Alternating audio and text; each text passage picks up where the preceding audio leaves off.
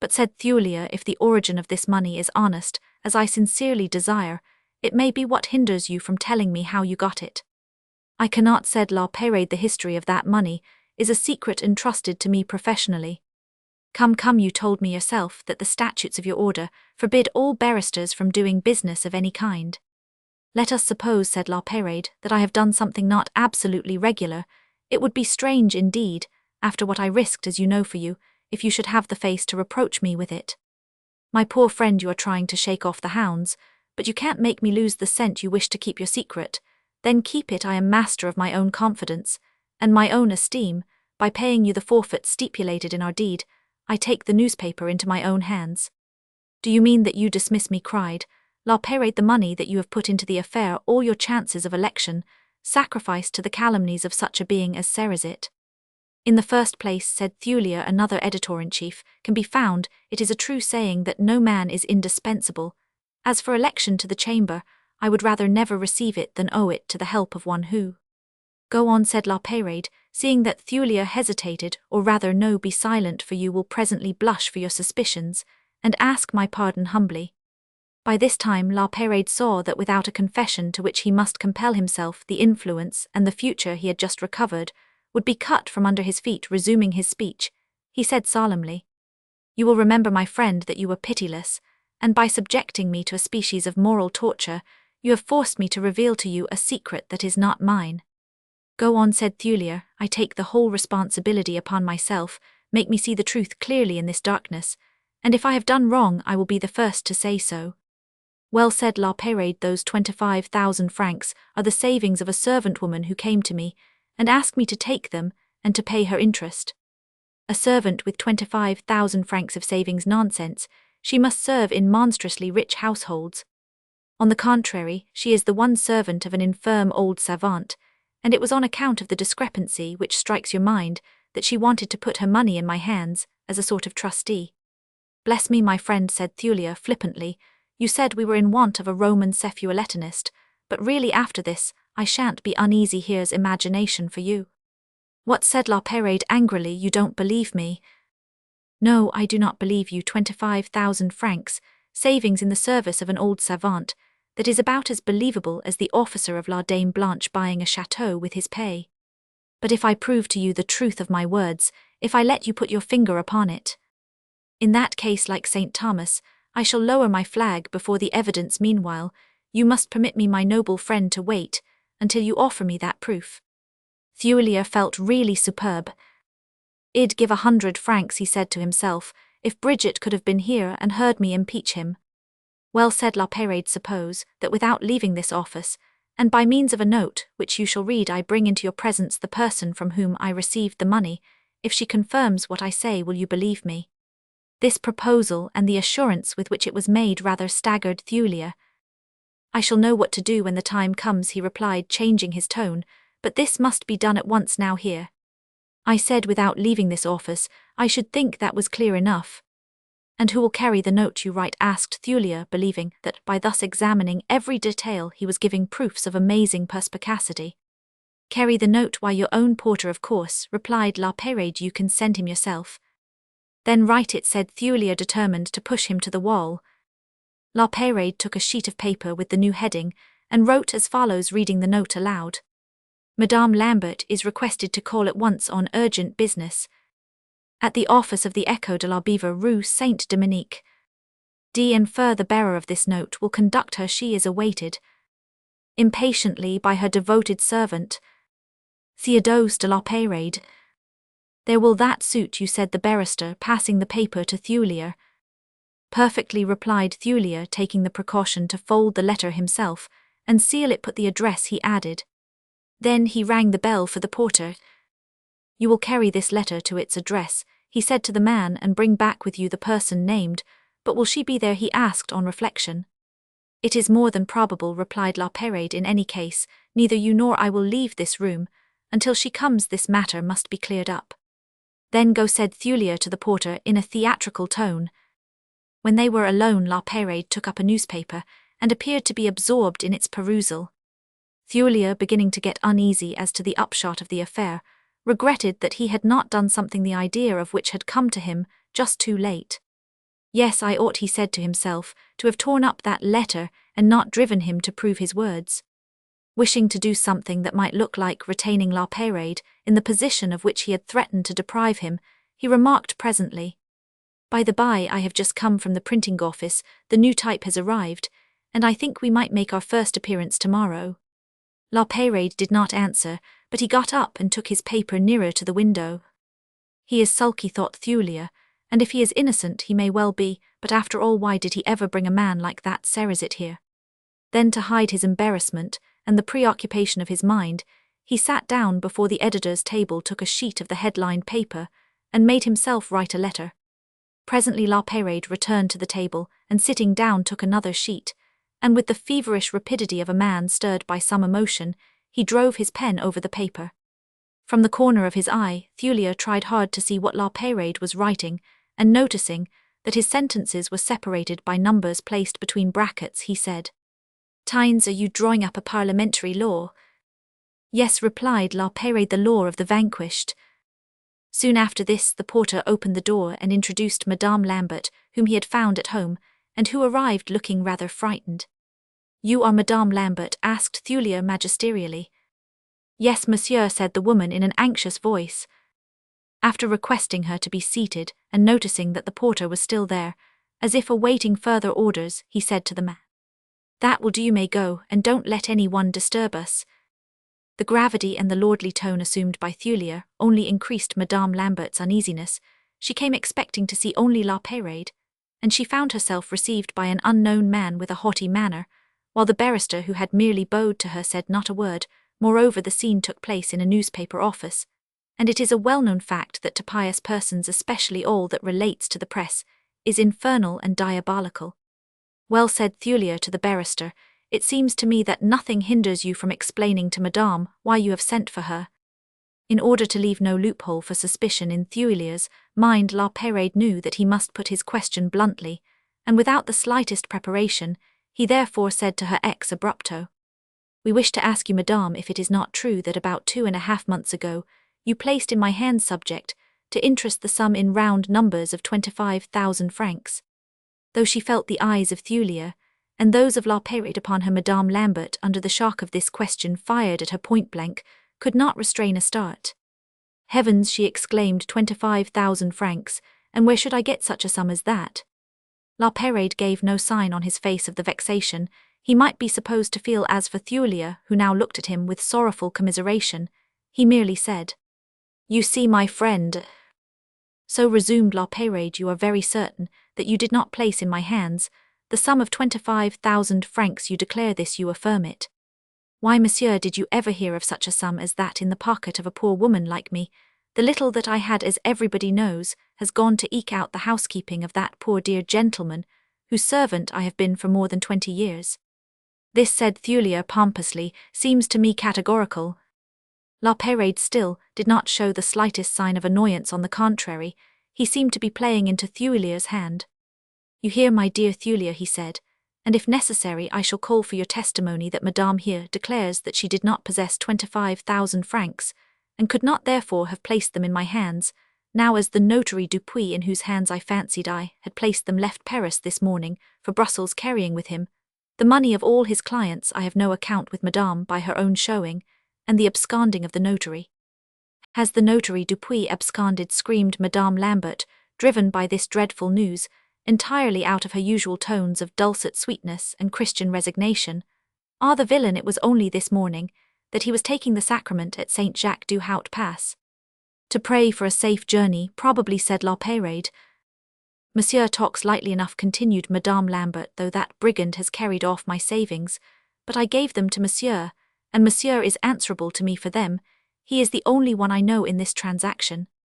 "Hey," said La Peyrade to Thulia, pointing to Madame Lambert, whose whole demeanour had something of the mother wolf suddenly bereft of her cubs, "is that nature? Tell me, do you think now that Madame and I are playing a comedy for your benefit?" "I am thunderstruck at Cerizet's audacity," said Thulia. "I am overwhelmed with my own stupidity. There is nothing for me to do but to submit myself entirely to your discretion." "Madame," said La Peyrade gaily, "excuse me for thus frightening you. The notary Dupuis is still a very saintly man, and quite incapable of doing an injury to his clients. As for Monsieur here, it was necessary that I should prove to him that you had really placed that money in my hands. He is, however, another myself, and your secret, though known to him, is as safe as it is with me." "Oh, very good, Monsieur," said Madame Lambert. "I suppose these gentlemen have no further need of me." "No, my dear Madame, and I beg you to pardon me for the little terror I was compelled to occasion you." Madame Lambert turned to leave the room with all the appearance of respectful humility, but when she reached the door she retraced her steps, and coming close to La Peyrade, said in her smoothest tones, "When does Monsieur expect to be able to refund me that money?" "But I told you," said La Peyrade stiffly, "that notaries never return on demand the money placed in their hands."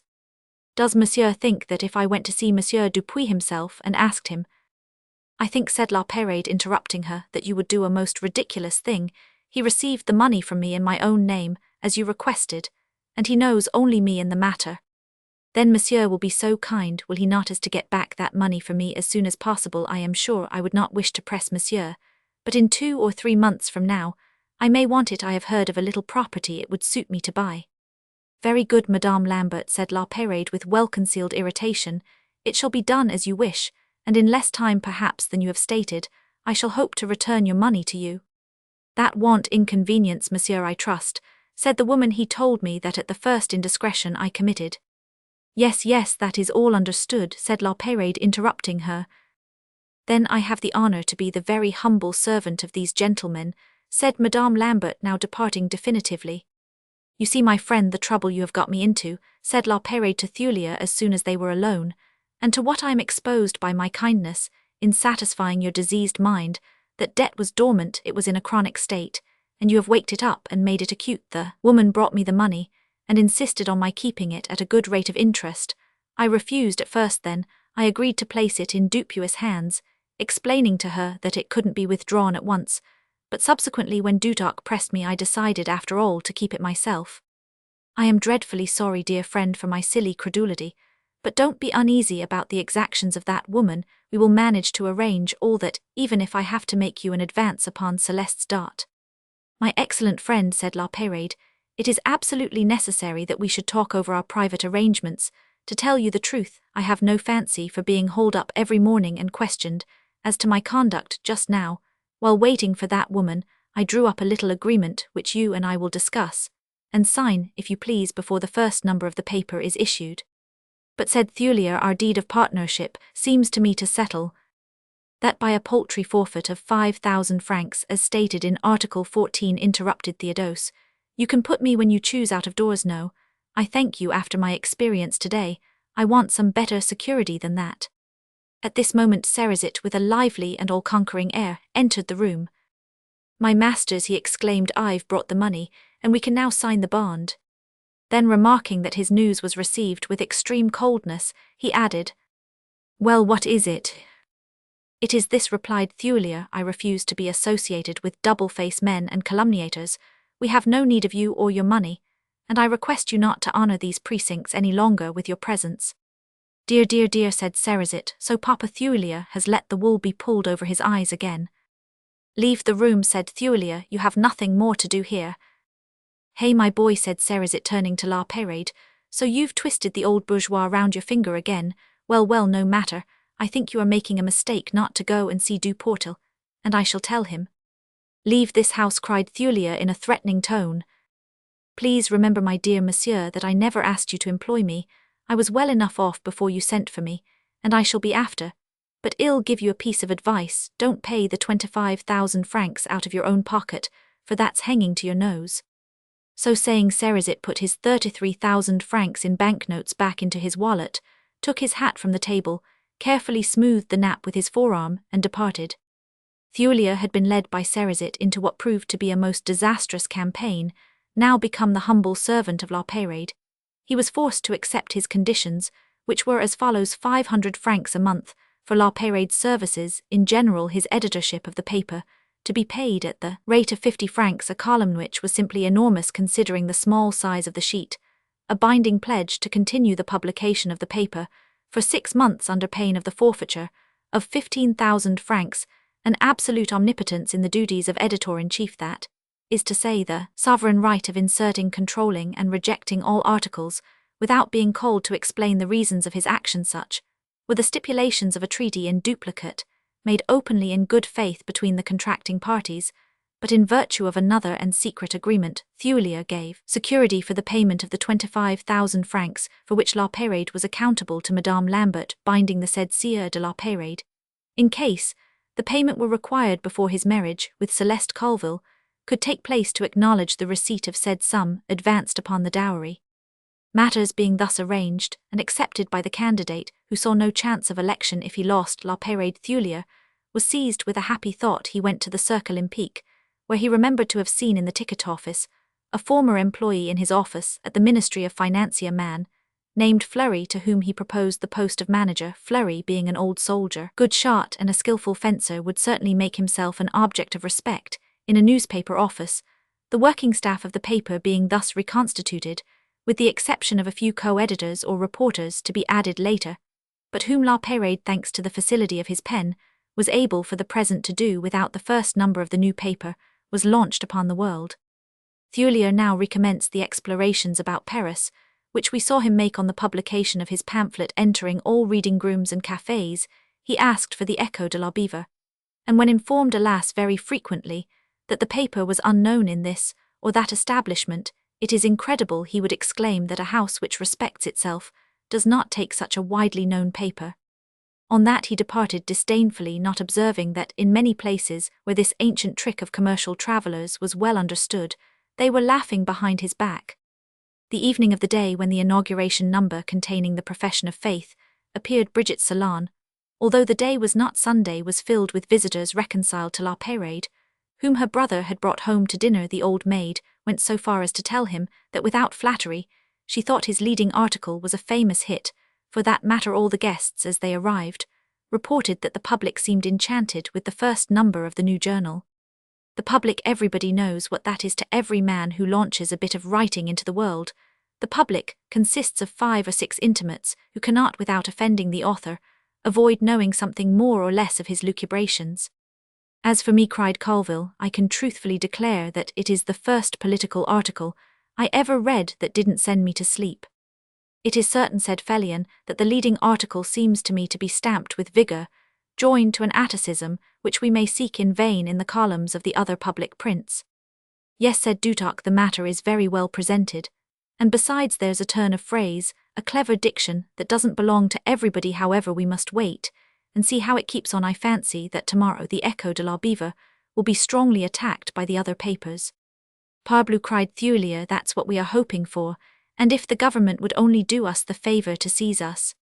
No, thank you, said Fleury, whom Thulier had also brought home to dinner. I don't want to enter upon those functions at first. Seized, said Dutoc. Oh, you won't be seized, but I think the ministerial journals will fire a broadside at you. The next day Thulier was at the office as early as 8 o'clock, in order to be the first to receive that formidable salvo. After looking through every morning paper, he was forced to admit that there was no more mention of the Echo de la Beaver than if it didn't exist. When La Peyrade arrived, he found his unhappy friend in a state of consternation. Does that surprise you, said the Provençal tranquilly. I let you enjoy yesterday your hopes of a hot engagement with the press, but I knew myself that in all probability there wouldn't be the slightest mention of us in today's papers. Against every paper which makes its debut with some distinction, there's always a 2 weeks, sometimes a 2 months conspiracy of silence. Conspiracy of silence, echoed Thulier with admiration. He did not know what it meant, but the words had a grandeur and a something that appealed to his imagination. After La Peyrade had explained to him that by conspiracy of silence was meant the agreement of existing journals to make no mention of newcomers, lest such notice should serve to advertise them, Thulier's mind was hardly better satisfied than it had been by the pompous flow of the words. The bourgeois is born, so words are coins which he takes and passes without question for a word. He will excite himself, or calm down insult, or applaud with a word. He can be brought to make a revolution, and overturn a government of his own choice. The paper, however, was only a means. The object was Thulier's election. This was insinuated, rather than stated in the first numbers, but one morning in the columns of the Echo appeared a letter from several electors thanking their delegate to the municipal council for the firm and frankly liberal attitude in which he had taken on all questions of local interests. This firmness, said the letter, had brought down upon him the persecution of the government, which towed at the heels of foreigners had sacrificed Poland, and sold itself to England. The arrondissement needed a man of such tried convictions to represent it in the chamber, a man holding high and firm the banner of dynastic opposition, a man who would be by the mere signification of his name a stern lesson given to the authorities. Enforced by an able commentary from La Peyrade, this letter was signed by Barbet and Metivier, and all Bridget's tradesmen, whom in view of the election she had continued to employ since her emigration, also by the family doctor and apothecary, and by Thulia's builder and Barniol Fellion's son-in-law, who professed to hold rather advanced political opinions. As for Fellion himself, he thought the wording of the letter not altogether circumspect and always, without fear, as without reproach, however much he might expect that this refusal would injure his son in his dearest interests, he bravely refrained from signing it. This trial kite had the happiest effect. The 10 or a dozen names thus put forward were considered to express the will of the electors, and were called the voice of the quarter. Thus Thulia's candidacy made from the start such rapid progress that Maynard hesitated to put his own claims in opposition. Delighted now with the course of events, Bridget was the first to say that the time had come to attend to the marriage, and Thulia was all the more ready to agree, because from day to day he feared he might be called upon to pay the 25,000 francs to Madame Lambert for which he had pledged himself. A thorough explanation now took place between La Peyrade and the old maid. She told him honestly of the fear she felt as to the maintenance of her sovereign authority when a son-in-law of his mind and character was established in the household. If we, she ended by saying, are to oppose each other for the rest of our days, it would be much better from the beginning to make 2 households. We shouldn't be the less friends for that. La Peyrade replied that nothing under the sun would induce him to consent to such a plan. On the contrary, he regarded as amongst his happiest prospects for the future the security he should feel about the wise management of the material affairs of the home. In such hands as hers, he should have enough to do in the management of outside interests, and he could not comprehend for his part how she could suppose he had ever had the thought of interfering in matters that were absolutely out of his province. In short, he reassured her so completely that she urged him to take immediate steps for the publication of the bans and the signature of the marriage contract, declaring that she reserved to herself all the preparations relating to Celeste, whose acceptance of this sudden conclusion she pledged herself to secure. My dear child, she said to Celeste the next morning, I think you have given up all idea of being Felix Fellion's wife. In the first place, he is more of an atheist than ever, and besides, you must have noticed yourself that his mind is quite shaky. You have seen at Madame Maynard's that Madame Marmus, who married a savant officer of the Legion of Honor, and member of the Institute, there's not a more unhappy woman. Her husband has taken her to live behind the Luxembourg in the Rue Duguay, true, in a street that is neither paved nor lighted. When he goes out, he doesn't know where he is going. He gets to the Champ de Mars. When he wants to go to the Faubourg Poissonnière, he isn't even capable of giving his address to the driver of a street cab, and he is so absent-minded he couldn't tell if it were before dinner or after. You can imagine what sort of time a woman must have with a man whose nose is always at a telescope snuffing stars. But Felix, said Celeste, is not as absent-minded as that. Of course not, because he is younger, but with years his absent-mindedness and his atheism will both increase. We have therefore decided that he is not the husband you want, and we all, your mother, Father Thulia, and myself, have determined that you shall take La Peyrade, a man of the world who will make his way, and one who has done us great services in the past, and who will moreover make your godfather deputy. We are disposed to give you, in consideration of him, a much larger dot than we should give to any other husband. So, my dear, it is settled. The bans are to be published immediately, and this day week we sign the contract. There's to be a great dinner for the family and intimates, and after that a reception at which the contract will be signed, and your trousseau and corbel exhibited. As I take all that into my own hands, I'll answer for it that everything shall be of the best kind, especially if you are not babyish and give in pleasantly to our ideas. But Aunt Bridget, began Celeste timidly. There's no but in the matter, said the old maid imperiously. It is all arranged, and will be carried out unless, mademoiselle, you pretend to have more wisdom than your elders. I will do as you choose, aunt, replied Celeste, feeling as if a thundercloud had burst upon her head, and knowing but too well that she had no power to struggle against the iron will which had just pronounced her doom. She went at once to pour her sorrows into Madame Thulia's soul, but when she heard her godmother advising patience and resignation, the poor child felt that from that feeble quarter she could get no help for even the slightest effort of resistance, and that her sacrifice was virtually accomplished. Precipitating herself with a sort of frenzy into the new element of activity thus introduced into her life, Bridget took the field in the making of the trousseau, and the purchase of the corbel, like many misers who on great occasions come out of their habits and their nature. The old maid now thought nothing too good for her purpose, and she flung her money about so lavishly that until the day appointed for the signing of the contract, the jeweller, dressmaker, milliner, linger, etc., all chosen from the best establishments in Paris, seemed to occupy the house. "It is like a procession," said Josephine the cook, admiringly.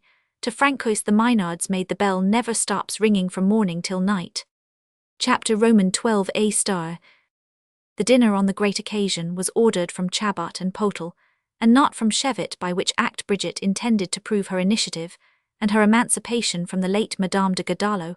The invited guests were as follows: 3 Collivilles, including the bride, La Perrette, the groom Dutoc, and Fleury, whom he had asked to be his witnesses, the extremely limited number of his relatives leaving him no choice, Maynard and Rabardin, chosen as witnesses for Celeste, Madame and Mademoiselle Maynard, and Maynard Jr., 2 of Thulia's colleagues in the Council General, the notary Dupuis charged with the duty of drawing up the contract, and lastly, the Abbé Gondrin, director of the consciences of Madame Thulia, and Celeste, who was to give the nuptial blessing.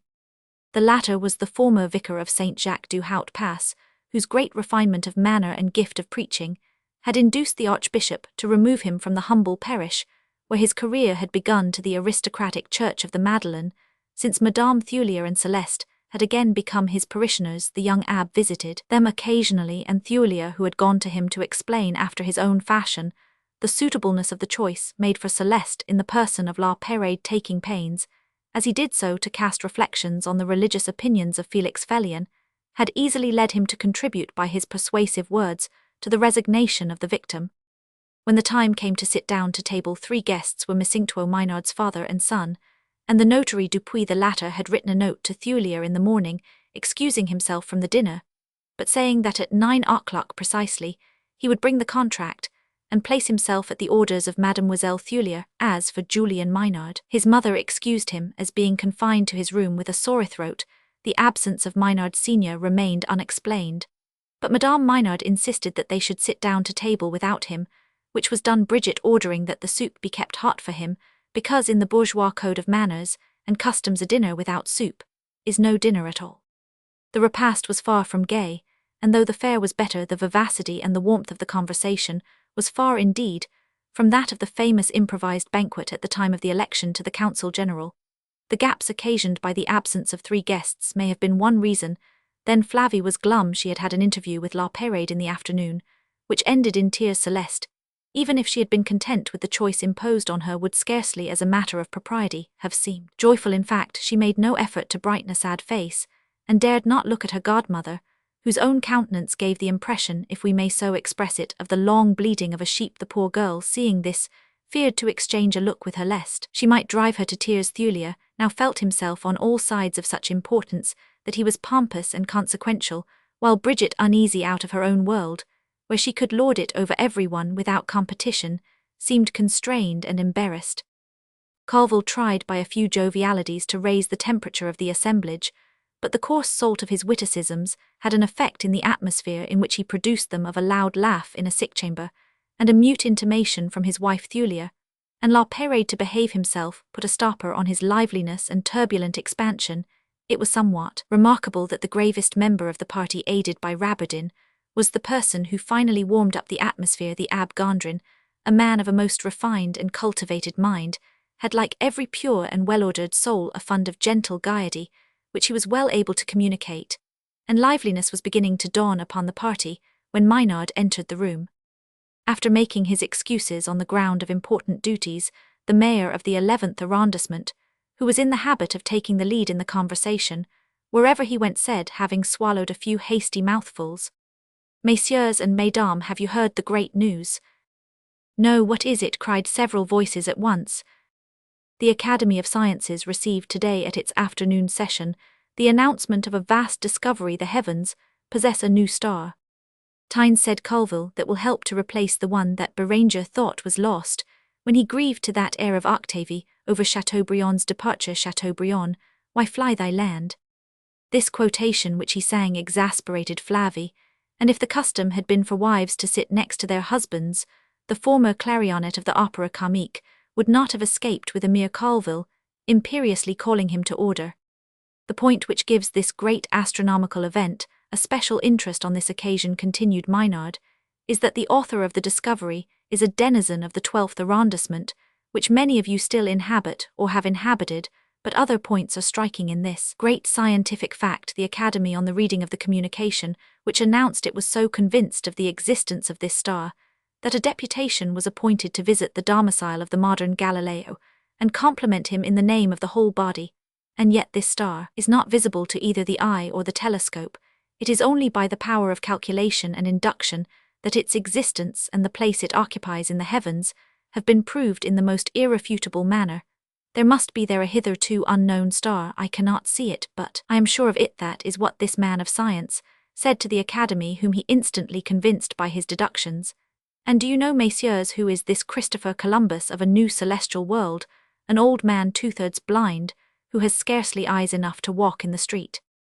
Wonderful, marvelous, admirable came from all sides. What is the name of this learned man? Asked several voices. Monsieur Picot, or if you prefer it, Pierre Picot, for that is how they call him in the Rue du Val de Grace, where he lives. He is simply an old professor of mathematics, who has turned out several very fine pupils. The by Felix Felion, whom we all know studied under him, and it was he who read on behalf of his blind old master the communication to the Academy this afternoon. Hearing that name and remembering the promise Felix had made her to lift her to the skies, which, as he said it, she had fancied a sign of madness celeste, looked at Madame Thulier, whose face had taken a sudden glow of animation, and seemed to say to her, "Courage, my child, all is not lost." "My dear Theodose," said Thulier, "Felix is coming here. Tonight you must take him aside, and get him to give you a copy of that communication. It would be a fine stroke of fortune for the Echo to be the first to publish it." "Yes," said Maynard, assuming the answer that would do good service to the public, for the affair is going to make a great noise. The committee, not finding Monsieur Picot at home, went straight to the Minister of Public Instruction, and the minister flew to the Tuileries, and saw the king, and the messenger came out this evening, strange to say so early that I could read it in my carriage, as I drove along, with an announcement that Monsieur Picot is named Chevalier of the Legion of Honor, with a pension of 1,800 francs from the fund devoted to the encouragement of science and letters. "Well," said Thulier, "there's one cross at least well bestowed."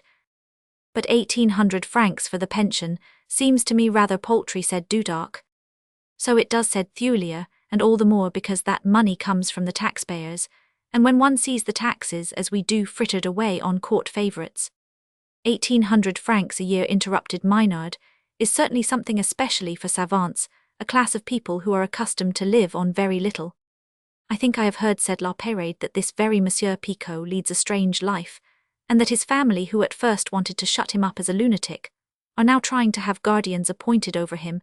They say he allows a servant woman who keeps his house to rob him of all he has. Parbleu, Thulier, you know her. It is that woman who came to the office the other day about some money in dubious hands." Yes, true," said Thulier significantly. "You are right, I do know her." "It is queer," said Bridget, seeing a chance to enforce the argument she had used to Celeste, "that all these learned men are good for nothing outside of their science in their homes. They have to be treated like children." "That proves," said the Abbe Gondrin, "the great absorption which their studies give to their minds, and at the same time a simplicity of nature which is very touching." "When they are not as obstinate as mules," said Bridget hastily. "For myself, Monsieur Lab, I must say that if I had had any idea of marriage, a savant wouldn't have suited me at all." "What do they do, these savants? Anyhow, useless things. Most of the time you are all admiring one who has discovered a star. But as long as we are in this world, what good is that to us? For all the use we make of stars, it seems to me, we have got enough of them as it is." "Bravo, Bridget," said Colville, getting loose again. "You are right, my girl, and I think, as you do, that the man who discovers a new dish deserves better of humanity." "Colville," said Flavie, "I must say that your style of behaviour is in the worst taste." "My dear lady," said the Abbe Gondrin, addressing Bridget, "you might be right if we were formed of matter only, and if bound to our body there were not a soul with instincts and appetites that must be satisfied. Well, I think that this sense of the infinite which is within us, and which we all try to satisfy each in our own way, is marvelously well helped by the labors of astronomy that reveal to us from time to time new worlds, which the hand of the Creator has put into space. The infinite in you has taken another course. This passion for the comfort of those about you, this warm, devoted, ardent affection which you feel for your brother, are equally the manifestation of aspirations which have nothing material about them, and which, in seeking their end and object, never think of asking what good does that do. What is the use of this besides? I must assure you that the stars are not as useless as you seem to think. Without them, how would navigators cross the sea? They would be puzzled to get you the vanilla with which you have flavored the delicious cream. I am now eating, so as Monsieur Colville has perceived, there is more affinity than you think between a dish and a star. No, one should be despised, neither an astronomer nor a good housekeeper. The abbe was here interrupted by the noise of a lively altercation in the antechamber. I tell you that I will go in, said a loud voice. No, monsieur, you shall not go in, said another voice, that of the manservant. The company are at table, I tell you, and nobody has the right to force himself in. Thulier turned pale. Ever since the seizure of his pamphlet, he fancied all sudden arrivals meant the coming of the police. Among the various social rules imparted to Brigitte by Madame de Godallow, the one that most needed repeating was the injunction never, as mistress of the house, to rise from the table until she gave the signal for retiring, but present circumstances appeared to warrant the infraction of the rule. "I'll go and see what it is," she said to Thulier, whose anxiety she noticed at once. "What is the matter?" she said to the servant, as soon as she reached the scene of action. "Here's a gentleman who wants to come in, and says that no one is ever dining at 8 o'clock at night." "But who are you, monsieur?" said Brigitte, addressing an old man very oddly dressed, whose eyes were protected by a green shade. "Madame, I am neither a beggar nor a vagabond," replied the old man in stentorian tones. "My name is Picot, professor of mathematics." "Rue du Val de Grace?" asked Brigitte. "Yes, madame, no 9 next to the print shop." "Come in, monsieur, come in, we shall be only too happy to receive you," cried Thulier, who on hearing the name had hurried out to meet the savant. "Hein, you scamp," said the learned man, turning upon the manservant, who had retired seeing that the matter was being settled amicably.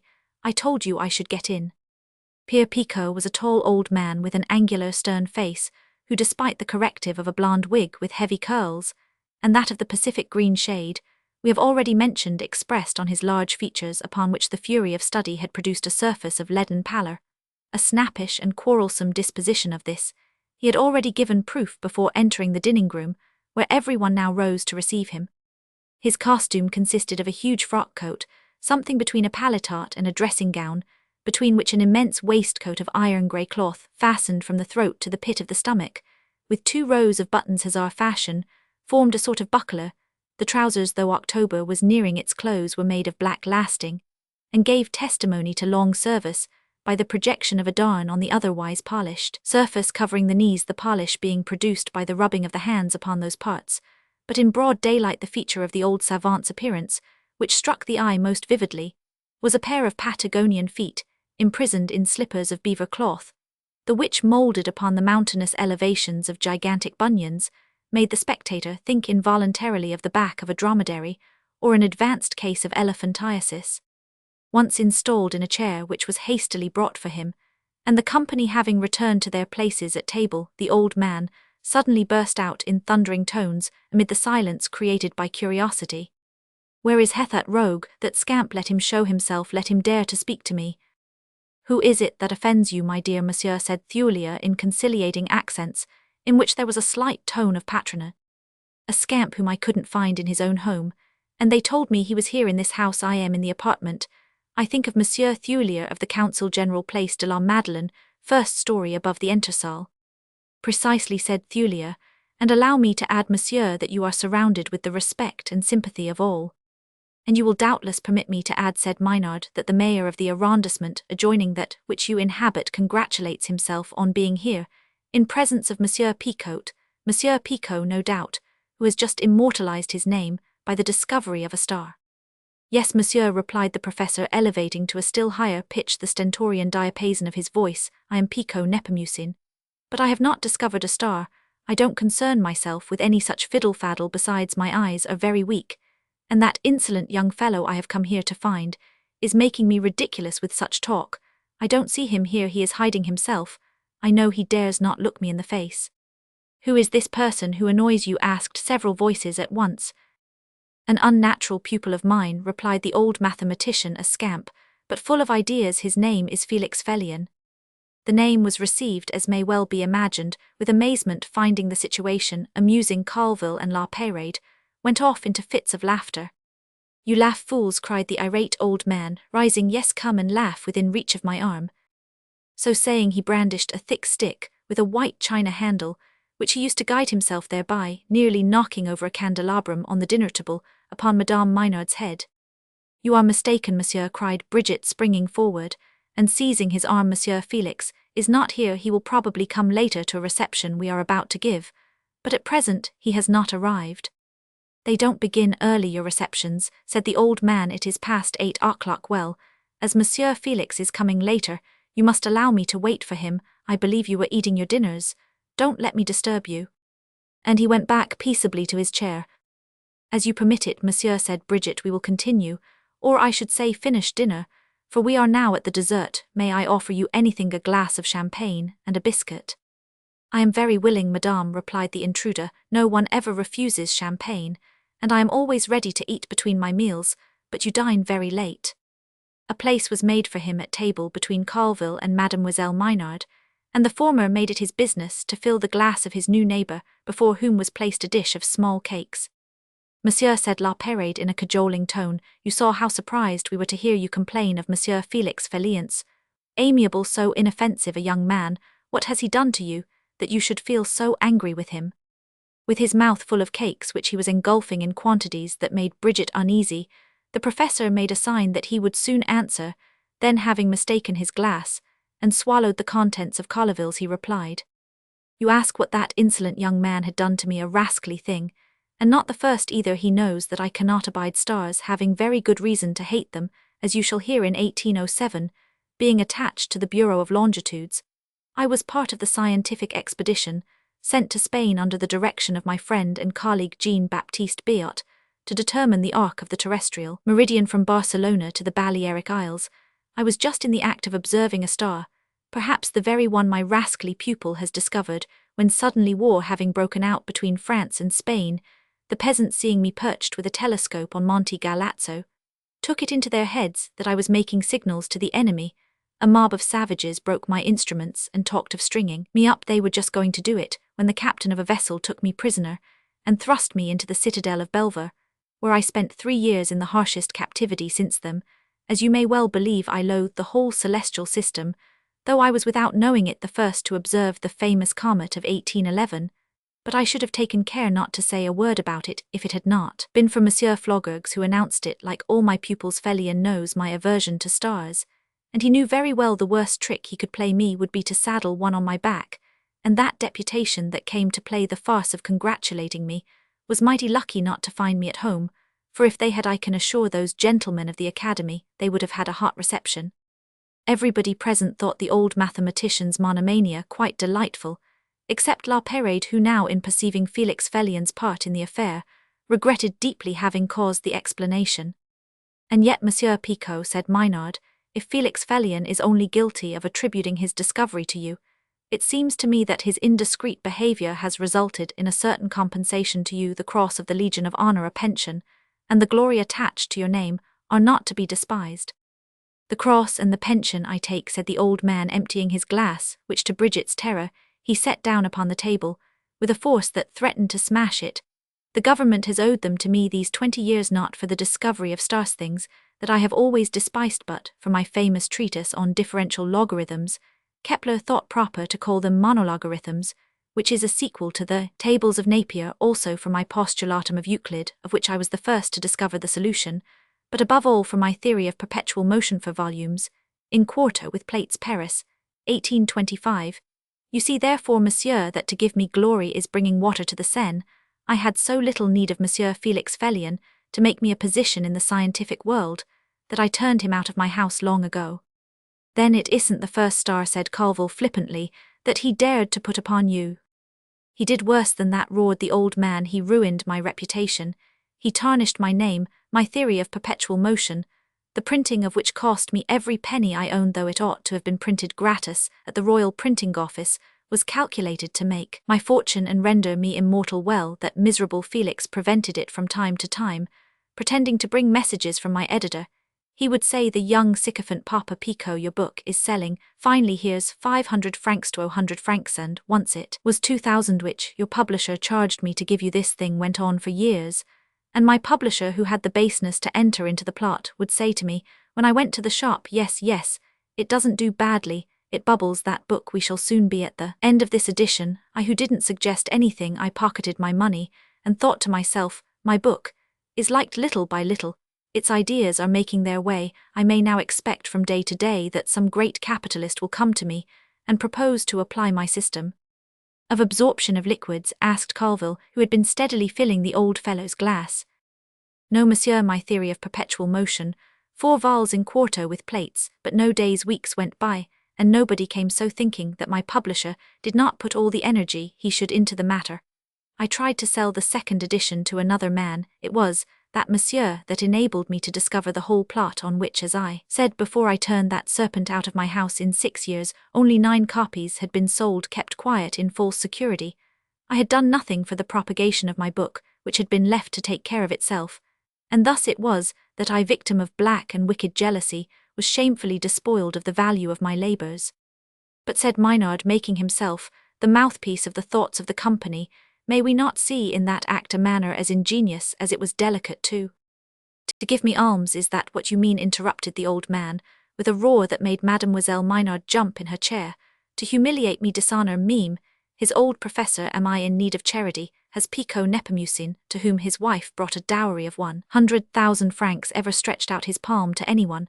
But in these days nothing is respected, old fellows, as they call us. Our religion and our good faith is taken advantage of, so that these youths may say to the public, old drivellers, don't you see now they are good for nothing? It needs us, the young generation, us, the moderns, us young France, to bring them up on a bottle. Young greenhorn, let me see you try to feed me, old drivellers, no more in their little finger than you in your whole brain, and you'll never be worth us. Paltry little intriguer that you are. However, I know my day of vengeance will come. That young Fellion can't help ending badly. What he did today, reading a statement to the Academy under my name, was forgery, and the law will send him to the galleys for that. True, said Colville, forgery of a public star. Bridget, who quaked for her glasses, and whose nerves were exacerbated by the monstrous consumption of cakes and wine, now gave the signal to return to the salon. Besides, she had heard the doorbell ring several times, announcing the arrival of guests for the evening. The question then was how to transplant the professor, and Colville politely offered him his arm. No, monsieur, he said, you must allow me to stay where I am. I am not dressed for a party, and besides a strong light hurts my eyes. Moreover, I don't choose to give myself as a spectacle. It will be best that my interview with Felix Fellion should take place between four eyes, as they say. Well, let him alone, then, said Bridget to Colville. No one, insisted the old man, having unconsciously pretty nigh discrowned himself in the opinion of the company, but before leaving the careful housewife removed everything that was at all fragile from his reach. Then, by way of a slight attention, she said, "Shall I send you some coffee?" "I'll take it, madame," responded Pierre Picot, "and some cognac with it." "Oh, parbleu, he takes everything," said Bridget to the male domestic, and she told the latter to keep an eye on the old madman. When Bridget returned to the salon, she found that the Abbe Gondrin had become the centre of a great circle formed by nearly the whole company, and as she approached she heard him say, "I thank heaven for bestowing upon me such a pleasure. I have never felt an emotion like that aroused by the scene we have just witnessed, even the rather burlesque form of this confidence, which was certainly very artless, for it was quite involuntary, only adds to the honour of the surprising generosity it revealed, placed, as I am by my ministry in the way of knowing of many charities, and often either the witness or intermediary of good actions. I think I never my life have met with a more touching or a more ingenious devotion. To keep the left hand ignorant of what the right hand does is a great step in Christianity, but to go so far as to rob one's self of one's own fame to benefit another under such conditions is the gospel applied in its highest precepts. It is being more than a sister of charity, it is doing the work of an apostle of beneficence. How I should like to know that noble young man, and shake him by the hand." With her arm slipped through that of her godmother, Celeste was standing very near the priest, her ears intent upon his words, her arm pressing tighter and tighter that of Madame Thuilier, as the abbe analyzed the generous action of Felix Felion, until at last she whispered under her breath, "You hear, godmother, you hear," to destroy the inevitable effect which this hearty praise would surely have on Celeste. Thulia hastened to say, "Unfortunately, Monsieur l'Abbe, the young man of whom you speak so warmly, is not altogether unknown to you.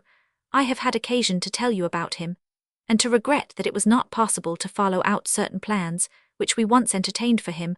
I allude to the very compromising independence he affects in his religious opinions." "Is that the young man?" said the abbe. "You surprise me much. I must say such an idea would never have crossed my mind." "You will see him presently, Monsieur l'Abbe," said La Peyraide, joining in the conversation, "and if you question him on certain grounds, you will have no difficulty in discovering the ravages that a love of science can commit in the most gifted souls." "I am afraid I shall not see him," said the abbe, "as my black gown would be out of place in the midst of the more earthly gaiety that will soon fill this salon. But I know, Monsieur de La Peyraide, that you are a man of sincerely pious convictions, and as without any doubt you feel as much interest in the young man's welfare as I do myself, I shall say to you in parting, do not be uneasy about him. Sooner or later such choice souls come back to us, and if the return of these prodigals should be long delayed, I should not fear on seeing them go to God that his infinite mercy would fail them." So saying, the abbe looked about to find his hat, and proceeded to slip quietly away. Suddenly a fearful uproar was heard rushing into the dining-room, whence came a sound of furniture overturned, and glasses breaking. Bridget found Colville occupied in adjusting his cravat, and looking himself over to be sure that his coat, cruelly pulled awry, bore no signs of being actually torn. "What is the matter?" cried Bridget. "It is that old idiot," replied Colville, "who is in a fury.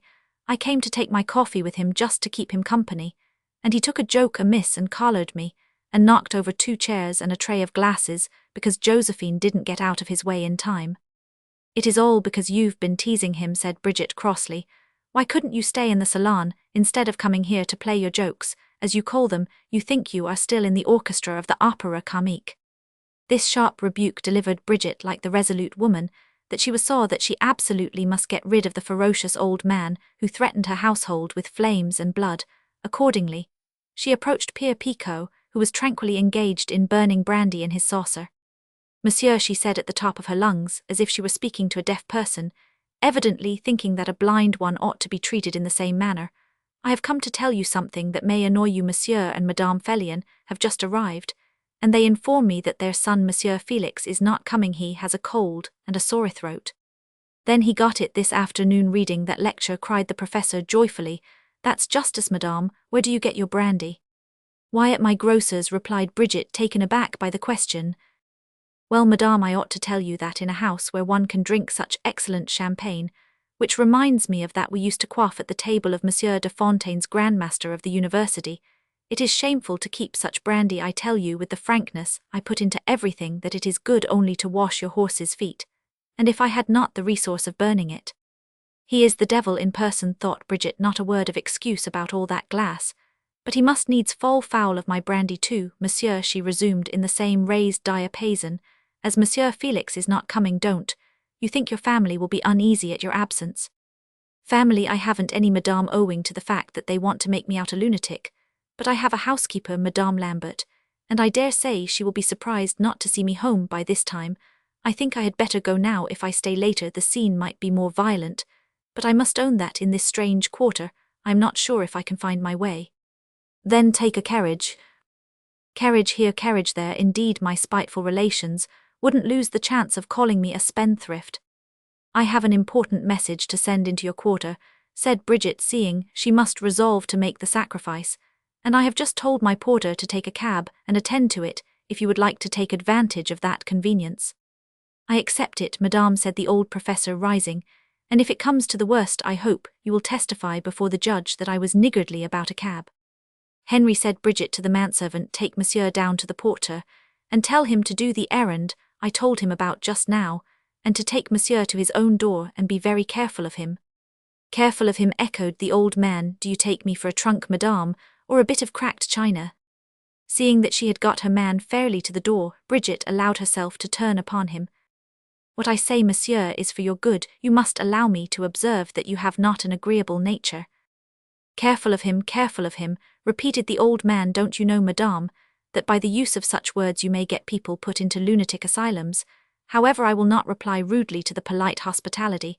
I have received all the more, because I think I have put Monsieur Felix, who missed me intentionally, in his right place. Go, go, go, you old brute, cried Brigitte, slamming the door behind him. Before returning to the salon, she was obliged to drink a whole glassful of water, the restraint she had been forced to put upon herself, in order to get rid of this troublesome guest, having, to use her own expression, put her all about. Chapter Roman 13, The Man Who Thinks the Star Too Bright. The next morning Maynard paid a visit to Felion in his study. The great citizen and his son Felix were at that moment engaged in a conversation which seemed to have some unusual interest for them. "My dear Felix," cried the mayor of the 11th arrondissement, offering his hand warmly to the young professor, "it is you who bring me here this morning. I have come to offer you my congratulations." "What has occurred?" asked Felion. "Have the Thuiliers—" "It has nothing to do with the Thuiliers," interrupted the mayor, but he added, looking hard at Felix, "Can that sly fellow have concealed the thing even from you?" "I do not think," said Felion, "that ever in his life has my son concealed a thing from me." "Then you know about the sublime astronomical discovery, which he communicated to the Academy of Sciences yesterday?" "Your kindness for me, Monsieur le Maire," said Felix hastily, "has led you astray. I was only the reader of the communication." "Oh, let me alone," said Maynard. "Reader, indeed, I know all about it." "But see," said Felix, offering Maynard the Constitutional, "here's the paper. Not only does it announce that Monsieur Picot is the maker of the discovery, but it mentions the rewards which, without losing a moment, the government has bestowed upon him." "Felix is right," said Felion, "that journal is to be trusted on this occasion. I think the government has acted very properly. But my dear commander, I repeat to you that the truth of the affair has got wind, and your son is shown to be a most admirable fellow, to put his own discovery to the credit of his old professor, so as to obtain for him the recognition and favour of the authorities. Upon my word, in all antiquity, I don't know a finer trait." "Felix," said Felion, beginning to show some emotion, "these immense labours, to which you have devoted so much time of late, these continual visits to the observatory—" "But father," interrupted Felix, "Monsieur Maynard has been misinformed." "Misinformed," cried Maynard, "when I know the whole affair from Monsieur Picot himself." At this argument, stated in a way to leave no possible doubt, the truth began to dawn upon Felion. "Felix, my son," he said, rising to embrace him. But he was obliged to sit down again. His legs refused to bear his weight, he turned pale, and that nature ordinarily so impassible seemed about to give way under the shock of this happiness.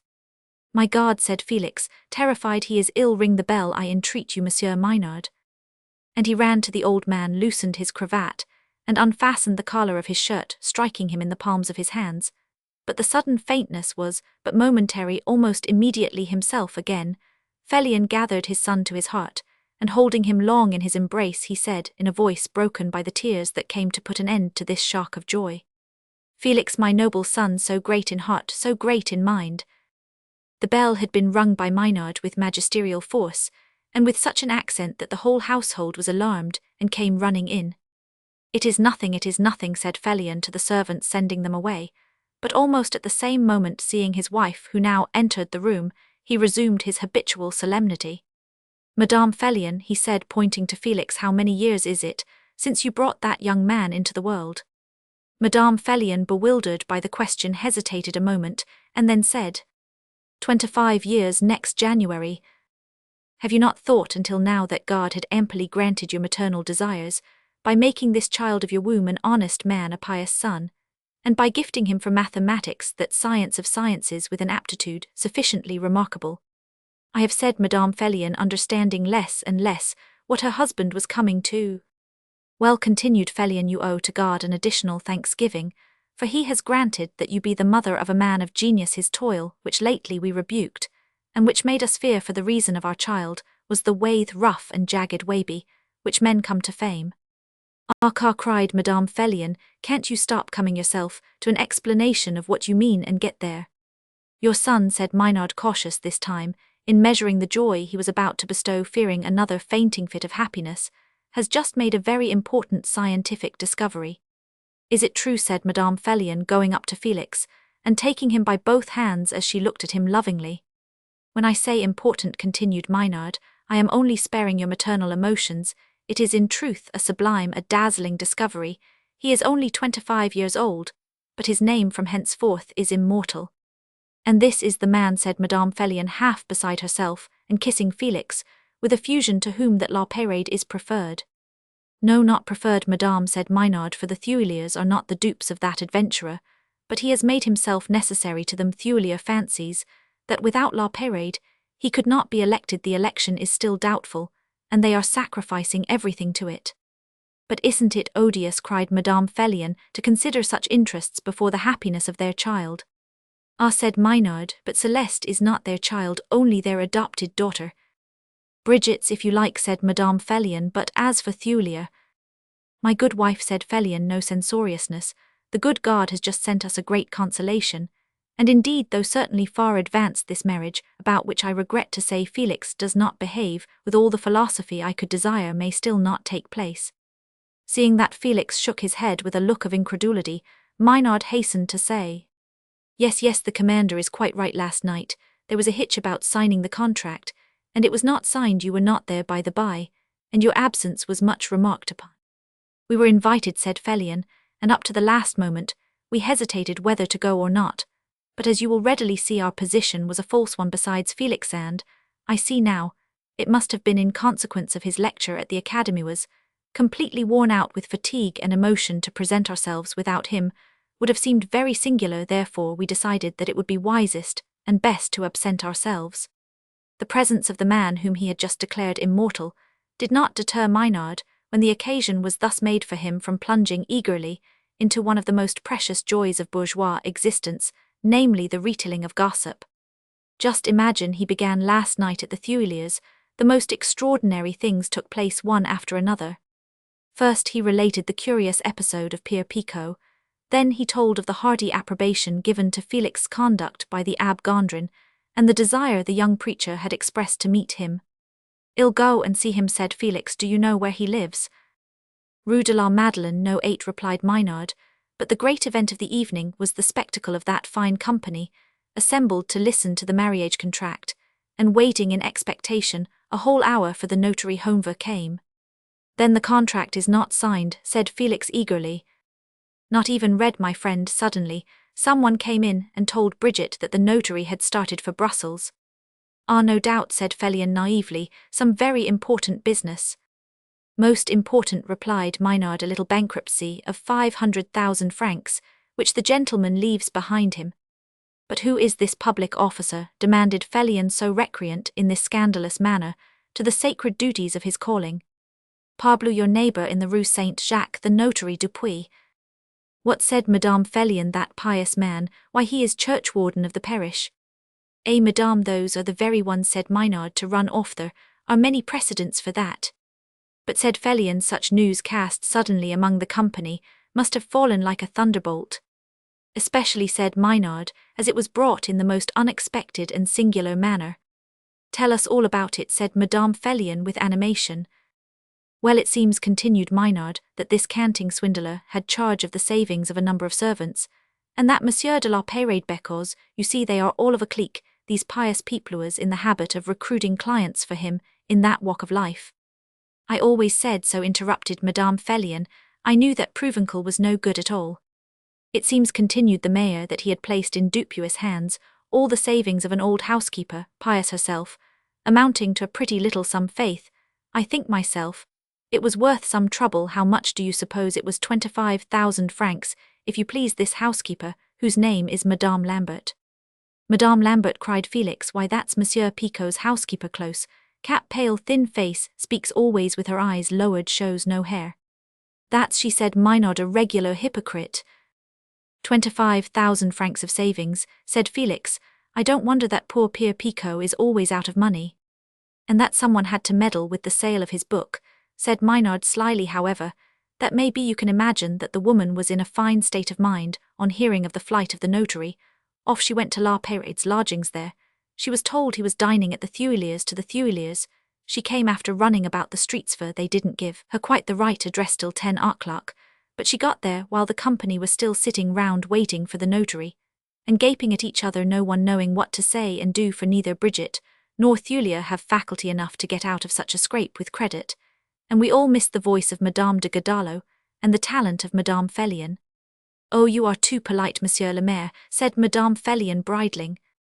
"Well, as I said," continued Maynard, "at 10 o'clock Madame Lambert reached the antechamber of Monsieur the General Councillor, and there she asked in great excitement to see La Peyrade." "That was natural," said Felion, "he being the intermediary of the investment. This woman had a right to question him." "You should just have seen that Tartuffe," continued Maynard. "He had no sooner gone out than he returned bringing the news. As everybody was longing to get away, there followed a general helter-skelter. And then what does our man do? He goes back to Madame Lambert, who was crying that she was ruined, she was lost, which might very well be true, but it might also be only a scene arranged between them in presence of the company whom the woman's outcries detained in the antechamber. "Don't be anxious, my good woman," said La Peyrade, "the investment was made at your request. Consequently, I owe you nothing, but it is enough that the money passed through my hands to make my conscience tell me I am responsible. If the notary's assets are not enough to pay you, I will do so." "Yes," said Felion, "that was my idea as you told it. The intermediary is or ought to be responsible. I should not have hesitated to do as Monsieur de la Peyrade did. And I do not think that, after such conduct as that, he ought to be taxed with Jesuitism." "Yes, you would have done so," said Maynard, "and so should I, but we shouldn't have done it with a brass band. We should have paid our money quietly like gentlemen. But this electoral manager, how is he going to pay it out of the dot?" At this moment, the little page entered the room and gave a letter to Felix Felion. It came from Pierre Picot, and was written at his dictation by Madame Lambert, for which reason we will not reproduce the orthography. The writing of Madame Lambert was of those that can never be forgotten.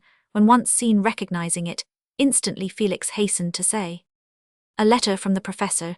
Then, before breaking the seal, he added, "Will you permit me, Monsieur le Maire?" "Hell rate you finely," said Maynard, laughing. "I never saw anything so comical as his wrath last night." Felix, as he read the letter, smiled to himself. When he had finished it, he passed it to his father, saying, "Read it aloud if you like."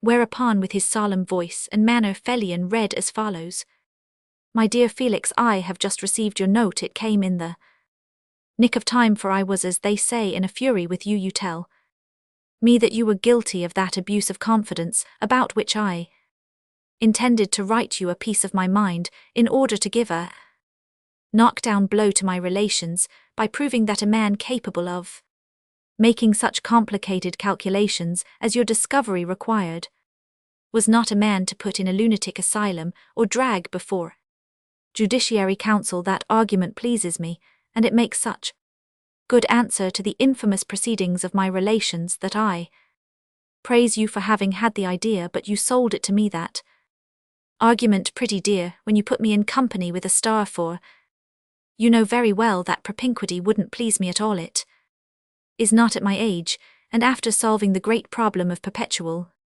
motion, that a man could take up with such rubbish as that good only for boys and greenhorns like you, and that is what I have taken the liberty this morning to go and tell the Minister of Public Instruction, by whom I must say I was received with the most perfect urbanity. I asked him to see whether, as he had made a mistake and sent them to the wrong address, he could not take back his cross and his pension, though, to be sure, as I told him, I deserved them for other things.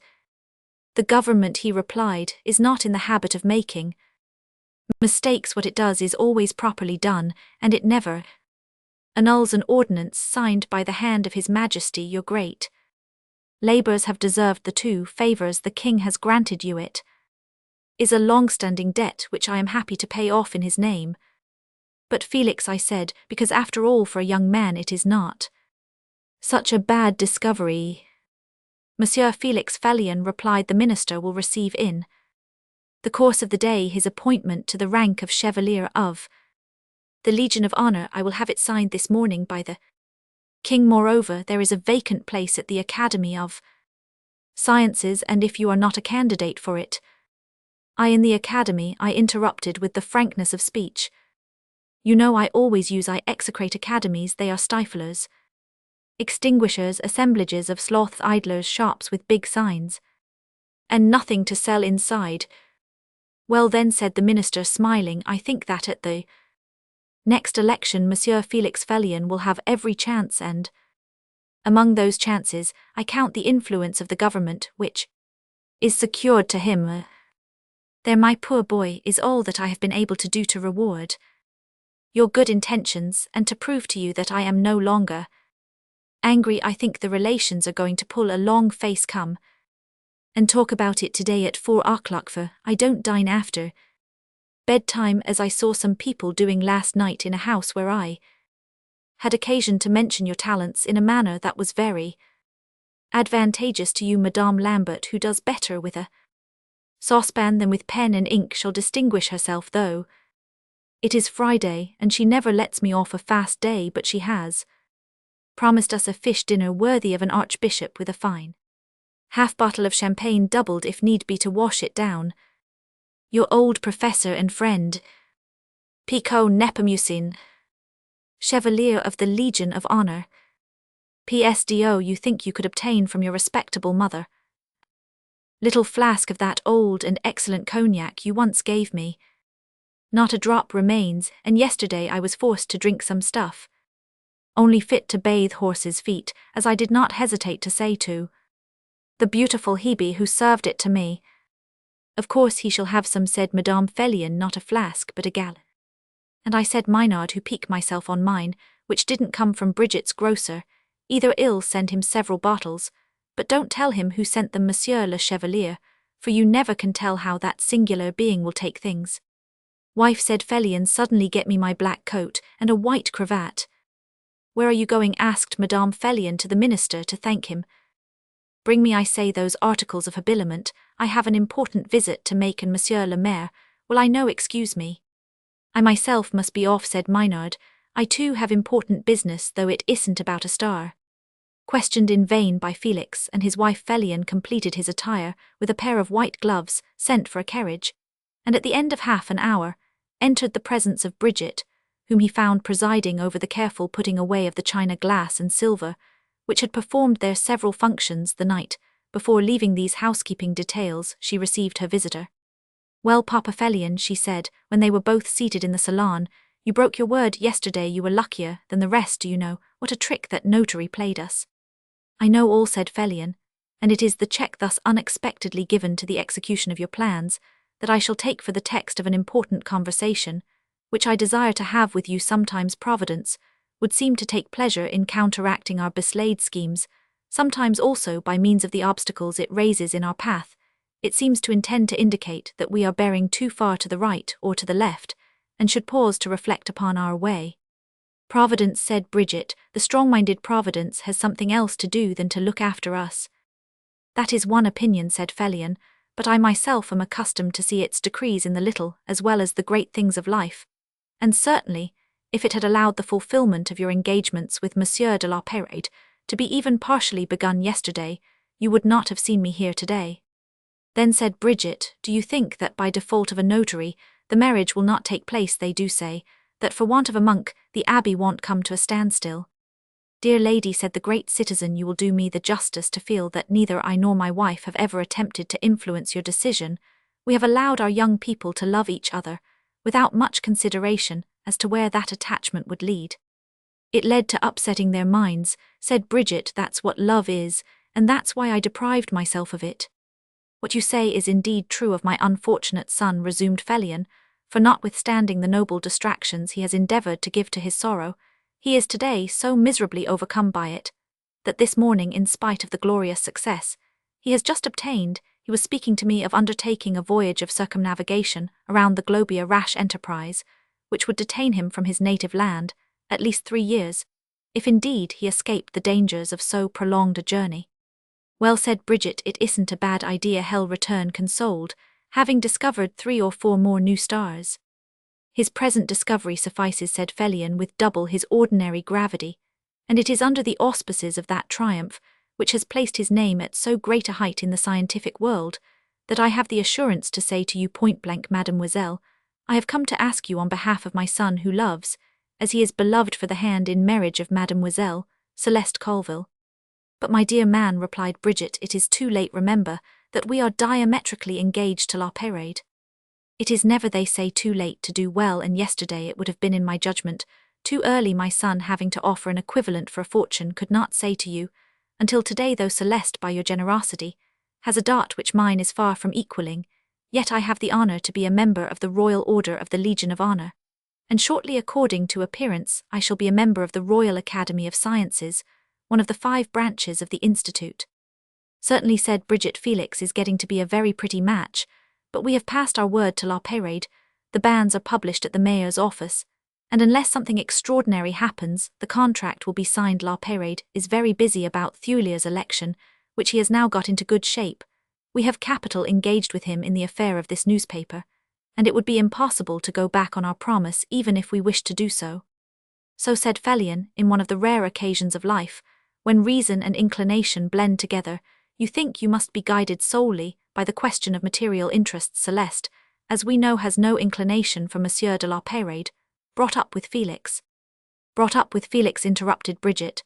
She was given a period of time to choose between Monsieur de la Peyrade and your son. That's how we coerce her, if you please, and she would not take Monsieur Felix, whose atheism is too well known. You are mistaken, mademoiselle, my son is not an atheist, for Voltaire himself doubted if there could be atheists, and no later than yesterday in this house, an ecclesiastic as admirable for his talents as for his virtues, after making a magnificent eulogy of my son, expressed the desire to know him.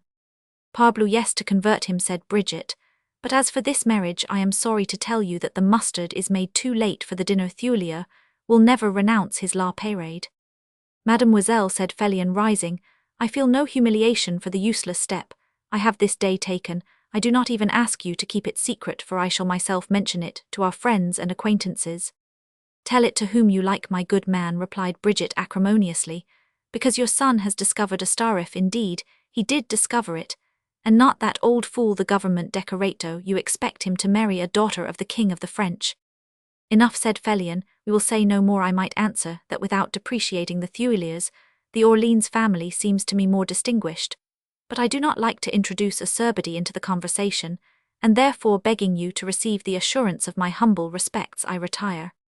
So saying, he made his exit majestically, and left Bridget with the arrow of his comparison discharged after the manner of the Parthian in extremis sticking in her mind, and she herself in a temper all the more savage, because already the evening before Madame Thulia, after the guests were gone, had the incredible audacity to say something in favour of Felix. Needless to relate that the poor helot was roughly put down, and told to mind her own business, but this attempt at a will of her sister-in-law had already put the old maid in a vile humour, and Felion coming to reopen the subject exasperated her. Josephine the cook, and the male domestic, received the afterclap of the scene which had just taken place. Bridget found that in her absence everything had been done wrong, and putting her own hand to the work, she hoisted herself on a chair at the risk of her neck, to reach the upper shelves of the closet where her choicest china for gala days was carefully kept under lock and key. This day, which for Bridget began so ill, was beyond all gainsaying one of the stormiest and most portentous of this narrative. Chapter Roman 14, A stormy day. As an exact historian, we must go back and begin the day at 6 in the morning, when we can see Madame Thulia going to the Madeleine, to hear the Mass that the Abbé Gondrin was in the habit of saying at that hour, and afterwards approaching the holy Tabula Viaticum, which pious souls never fail to give themselves when it is in their minds to accomplish some great resolution.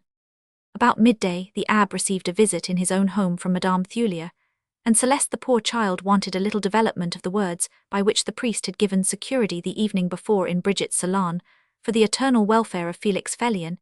It seemed strange to the mind of this girl theologian that without practicing religion a soul could be received into grace by the divine justice, for surely the anathema is clear out of the church, there is no salvation.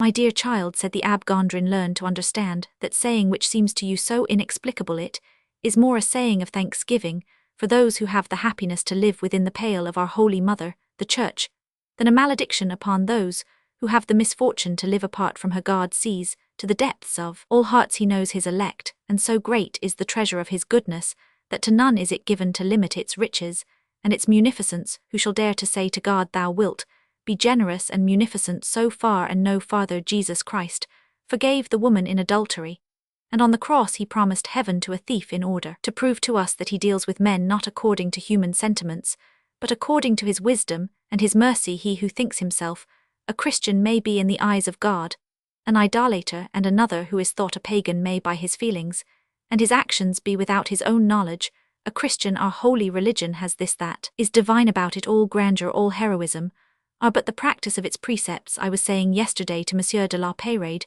that pure souls must be in course of time its inevitable conquest. It is all important to give them their just credit, that is a confidence which returns great dividends, and besides charity commands it. Ah my God, cried Celeste, to learn that too late, I who could have chosen between Felix and Monsieur de la Peyrade, and did not dare to follow the ideas of my heart. Oh Monsieur l'Abbe, couldn't you speak to my mother? Your advice is always listened to. Impossible, my dear child, replied the vicar. If I had the direction of Madame Colleville's conscience, I might perhaps say a word, but we are so often accused of meddling imprudently in family matters. Be sure that my intervention here without authority or right would do you more harm than good. It is for you and for those who love you, he added, giving a look to Madame Thulia, to see if these arrangements, already so far advanced, could be changed in the direction of your wishes. It was written that the poor child was to drink to the dregs the cup she had herself prepared by her intolerance. As the abbe finished speaking, his housekeeper came in to ask if he would receive Monsieur Felix Fellien. Thus, like the charter of 1830, Madame de Godallot's officious falsehood was turned into truth. Go this way, he said hastily, showing his two penitents out by a private corridor. Life has such strange encounters that it does sometimes happen that the same form of proceeding must be used by courtesans and by the men of God. Monsieur l'Abbe, said Felix to the young vicar, as soon as they met, I have heard of the kind manner in which you were so very good as to speak of me in Monsieur Thuilier's salon last night, and I should have hastened to express my gratitude if another interest had not drawn me to you. The Abbe Gondrin passed hastily over the compliments, eager to know in what way he could be useful to his fellowman. With an intention that I wish to think kindly, replied Felix, you were spoken to yesterday about the state of my soul. Those who read it so fluently know more than I do about my inner being, for during the last few days I have felt strange, inexplicable feelings within me. Never have I doubted God, but in contact with that infinitude where he has permitted my thought to follow the traces of his work, I seem to have gathered a sense of him less vague, more immediate, and this has led me to ask myself whether an honest and upright life is the only homage which his omnipotence expects of me. Nevertheless, there are numberless objections rising in my mind against the worship of which you are the minister. While sensible of the beauty of its external form in many of its precepts and practices, I find myself deterred by my reason. I shall have paid dearly, perhaps, by the happiness of my whole life, for the slowness and want of vigor which I have shown in seeking the solution of my doubts.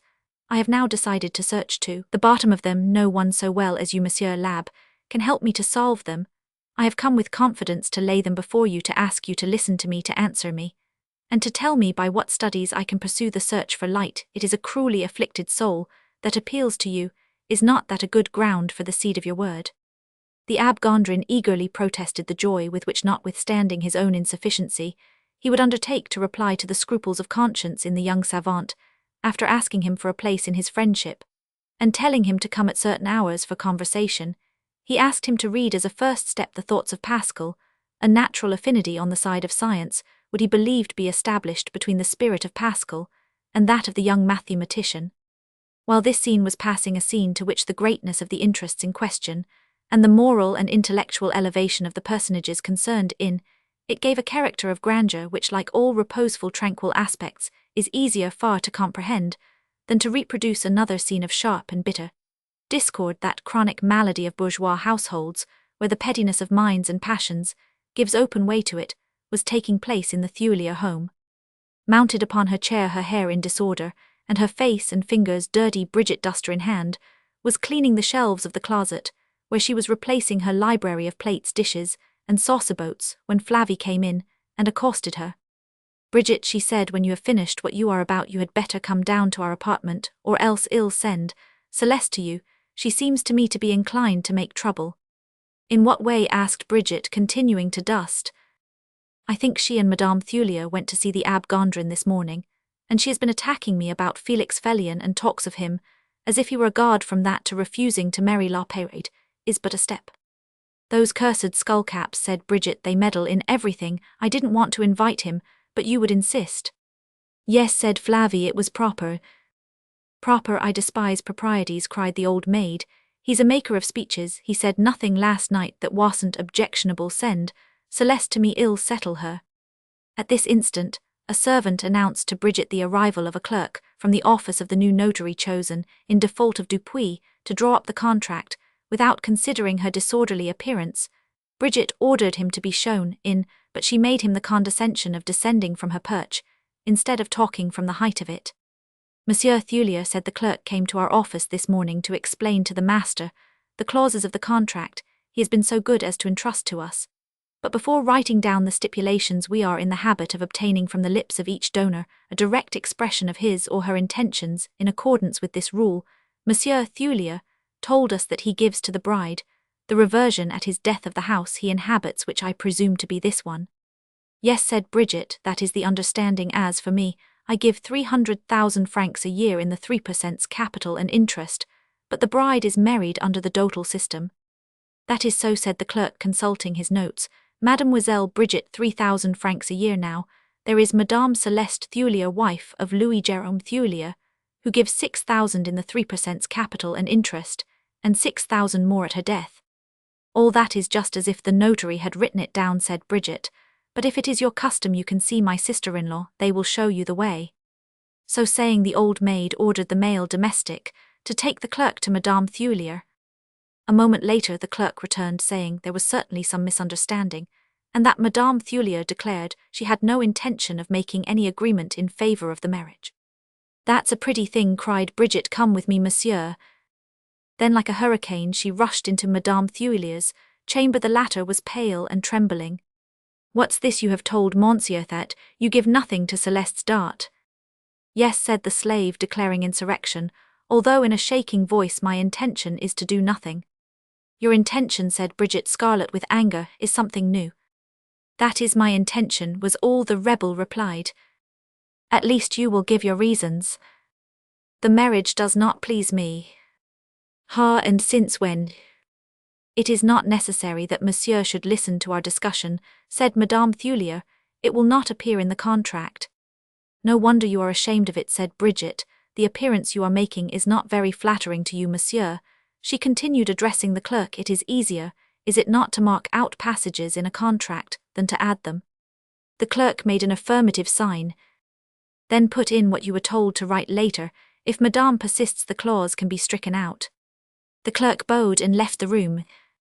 When the two sisters-in-law were alone together, Bridget began. "Ah, she cried, have you lost your head? What is this crotchet you've taken into it? It is not a crotchet, it is a fixed idea, which you got from the Abbe Gondrin. You dare not deny that you went to see him with Celeste. It is true that Celeste and I saw our director this morning, but I did not open my lips to him about what I intended to do. So then it is in your own empty head that this notion sprouted. Yes, as I told you yesterday, I think Celeste can be more suitably married, and my intention is not to rob myself for a marriage of which I disapprove." "You disapprove, upon my word. Are we all to take Madame's advice?" "I know well," replied Madame Thulier, "that I count for nothing in this house, so far as I am concerned. I have long accepted my position, but when the matter concerns the happiness of a child I regard as my own." "Parbleu," cried Bridget, "you never knew how to have one for certainly, Thulier." "Sister," said Madame Thulier with dignity, "I took the sacrament this morning, and there are some things I cannot listen to." "There's a canting hypocrite for you," cried Bridget, playing the saint, and bringing trouble into families. "And you think to succeed, do you wait till Thulier comes home, and hell shake this out of you?" By calling in the marital authority, in support of her own, Bridget showed weakness before the unexpected resistance thus made to her inveterate tyranny. Madame Thulier's calm words, which became every moment more resolute, baffled her completely, and she found no resource but insolence. "A drone," she cried, "a helpless good-for-nothing, who can't even pick up her own handkerchief. That thing wants to be mistress of this house."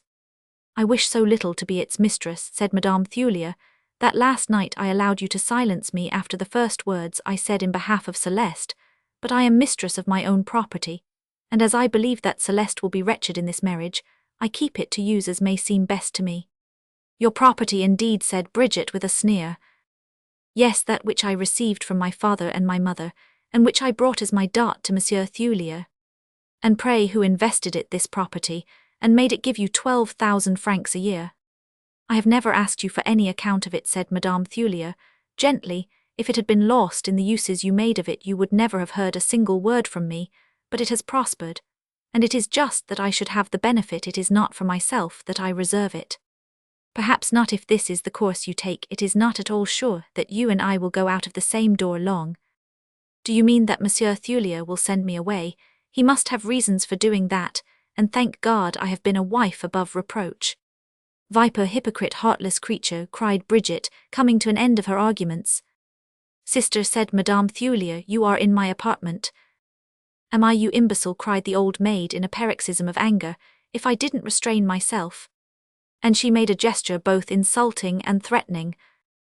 Madame Thulier rose to leave the room. No, you shall not go out, cried Bridget, pushing her down into her chair, until Thulier comes home, and decides what he will do with you. You'll stay locked up here. Just as Bridget, her face on fire, returned to the room where she had left Madame Colville, her brother came in. He was radiant. My dear, he said to the Magira, not observing her fury, everything is going on finely. The conspiracy of silence is broken. 2 papers, the National and a Carlist journal, have copied articles from us, and there's a little attack in a ministerial paper. Well, all is not going on finely here, said Bridget, and if it continues I shall leave the barrack. Whom are you angry with now? asked Thulier. With your insolent wife, who has made me a scene. I am trembling all over. Celeste make you a scene, said Thulier, then it is the very first time in her life. There's a beginning to everything, and if you don't bring her to order. But what was it about this scene? About Madame's not choosing that La Peyrade should marry her goddaughter, and out of spite to prevent the marriage, she refused to give anything in the contract. Come, be calm, said Thulier, not disturbed himself the admission of the echo into the polemic, making another Pangloss of him. Ill settle all that.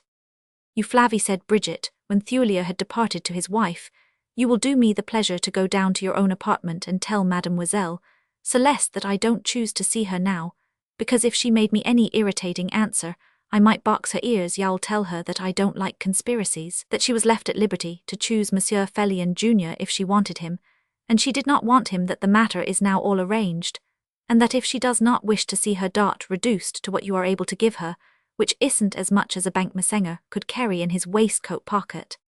But my dear Bridget, interrupted Flavie, turning upon her at this impertinence, you may dispense with reminding us in this harsh way of our poverty, for after all we have never asked you for anything, and we pay our rent punctually, and as for the dot, Monsieur Felix Felion is quite ready to take Celeste, with no more than a bank messenger could carry in his bag. And she emphasized the last word by her way of pronouncing it.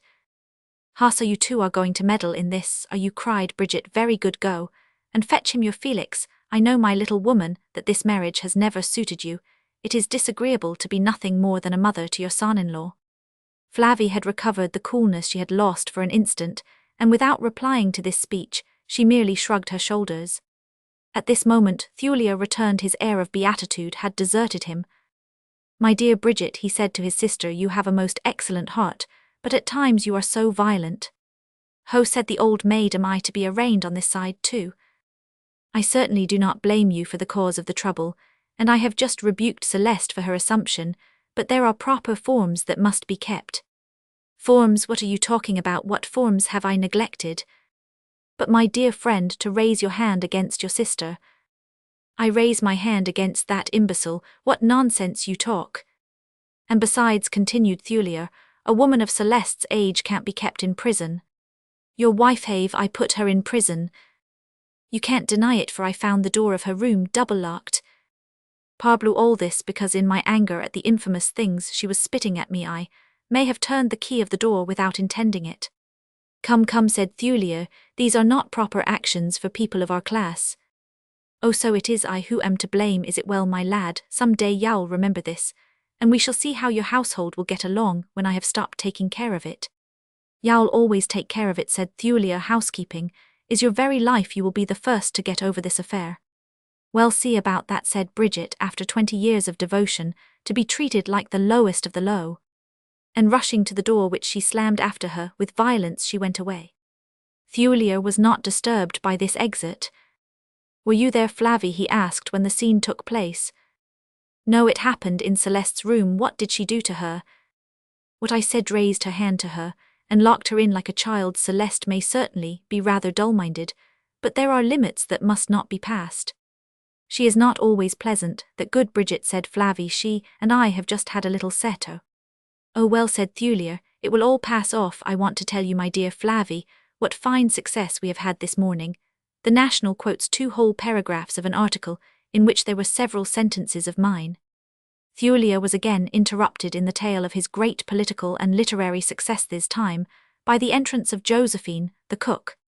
Can monsieur tell me where to find the key of the great trunk, she said. What do you want with it, asked Thulia. Mademoiselle told me to take it to her room. What for? Mademoiselle must be going to make a journey. She is getting her linen out of the drawers, and her gowns are on the bed. Another piece of nonsense, said Thulia. Flavie, go and see what she has in her head. Not I, said Madame Colville. Go yourself. In her present state of exasperation, she might beat me. And my stupid wife, who must needs raise a fuss about the contract, cried Thulia. She really must have said something pretty sharp to turn Bridget off her hinges like this. Monsieur has not told me where to find the key, persisted Josephine. I don't know anything about it, said Thulia crossly. Go and look for it, or else tell her it is lost. Oh yes, said Josephine, it is likely I'd dare to go and tell her that. Just then the outer doorbell rang. No doubt that's La Peyrade, said Thulia in a tone of satisfaction. The Provençal appeared a moment later. Faith, my dear friend, cried Thulia, it is high time you came. The house is in revolution all about you, and it needs your silvery tongue to bring it back to peace and quietness. Then he related to his assistant editor the circumstances of the civil war which had broken out. La Peyrade turned to Madame Colville. I think, he said, that under the circumstances in which we now stand there is no impropriety in my asking for an interview of a few moments with Mademoiselle Colville. In this the Provençal showed his usual shrewd ability. He saw that in the mission of pacification thus given to him, Celeste Colville was the key of the situation. I will send for her, and we will leave you alone together, said Flavie. My dear Thulia, said La Peyrade, you must without any violence let Mademoiselle Celeste know that her consent must be given without further delay. Make her think that this was the purpose for which you have sent for her, then leave us, I will do the rest. The manservant was sent down to the entresol, with orders to tell Celeste that her godfather wished to speak to her. As soon as she appeared, Thulia said to carry out the programme which had been dictated to him. My dear, your mother has told us things that astonish us. Can it be true that with your contract almost signed, you have not yet decided to accept the marriage we have arranged for you? Godfather, said Celeste, rather surprised at this abrupt summons. I think I did not say that to Mamma. Did you not just now, said Flavie, praise Monsieur Felix Felion to me in the most extravagant manner? I spoke of Monsieur Felion as all the world is speaking of him. Come, come, said Thulia with authority, let us have no equivocation. Do you refuse, yes or no, to marry Monsieur de La Peyrade? Dear good friend, said La Peyrade, intervening, your way of putting the question is rather too abrupt, and in my presence especially it seems to me out of place in my position, as the most interested person. Will you allow me to have an interview with Mademoiselle, which indeed has now become necessary? This favour, I am sure, will not be refused by Madame Colville under present circumstances. There can surely be nothing in my request to alarm her maternal prudence. I would certainly yield to it, said Flavie, if I did not fear that these discussions might seem to open a question which is irrevocably decided. But my dear Madame, I have the strongest desire that Mademoiselle Celeste shall remain until the very last moment, the mistress of her own choice. I beg you therefore to grant my request. So be it, said Madame Colville, you think yourself very clever, but if you let that girl twist you round her finger, so much the worse for you. Come, Thulia, since we are de trop here. As soon as the pair were alone together, La Peyrade drew up a chair for Celeste, and took one himself, saying, You will, I venture to believe, do me the justice to say that, until today, I have never annoyed you with the expression of my sentiments. I was aware of the inclinations of your heart, and also of the warnings of your conscience. I hoped, after a time, to make myself acceptable as a refuge from those two currents of feeling. But at the point which we have now reached, I think it is not either indiscreet or impatient to ask you to let me know plainly what course you have decided upon. Monsieur, replied Celeste, as you speak to me so kindly and frankly, I will tell you what indeed you know already, that brought up as I was with Monsieur Felix Felion, knowing him far longer than I have known you, the idea of marrying alarmed me less in regard to him than it would in regard to others. At one time, I believe, remarked La Peyrade, you were permitted to choose him if you wished. Yes, but at that time, difficulties grew up between us on religious ideas. And today those difficulties have disappeared. Nearly replied Celeste, I am accustomed to submit to the judgment of those who are wiser than myself, monsieur. And you heard yesterday the manner in which the Abbé Gondrin spoke of Monsieur Felion. God forbid, said La Peyrade, that I should seek to invalidate the judgment of so excellent a man. But I venture to say to you, mademoiselle, that there are great differences among the clergy.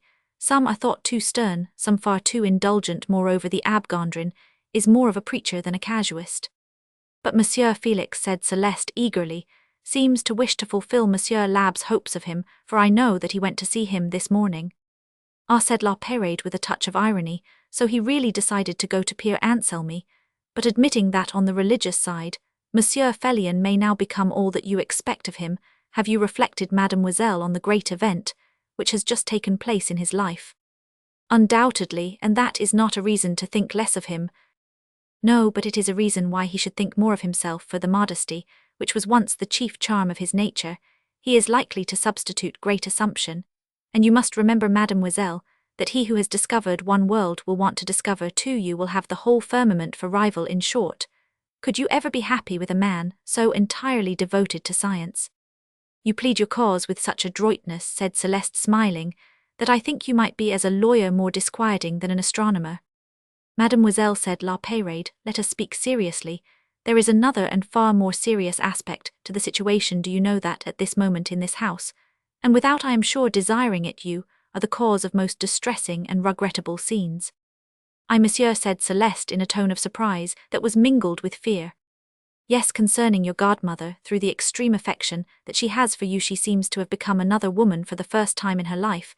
She has shown a mind of her own, with an energy of will which comes at times to those who have never expended any. She declares that she will not make her proposed liberal gift to you in the contract, and I need not tell you who is the person aimed at in this unexpected refusal.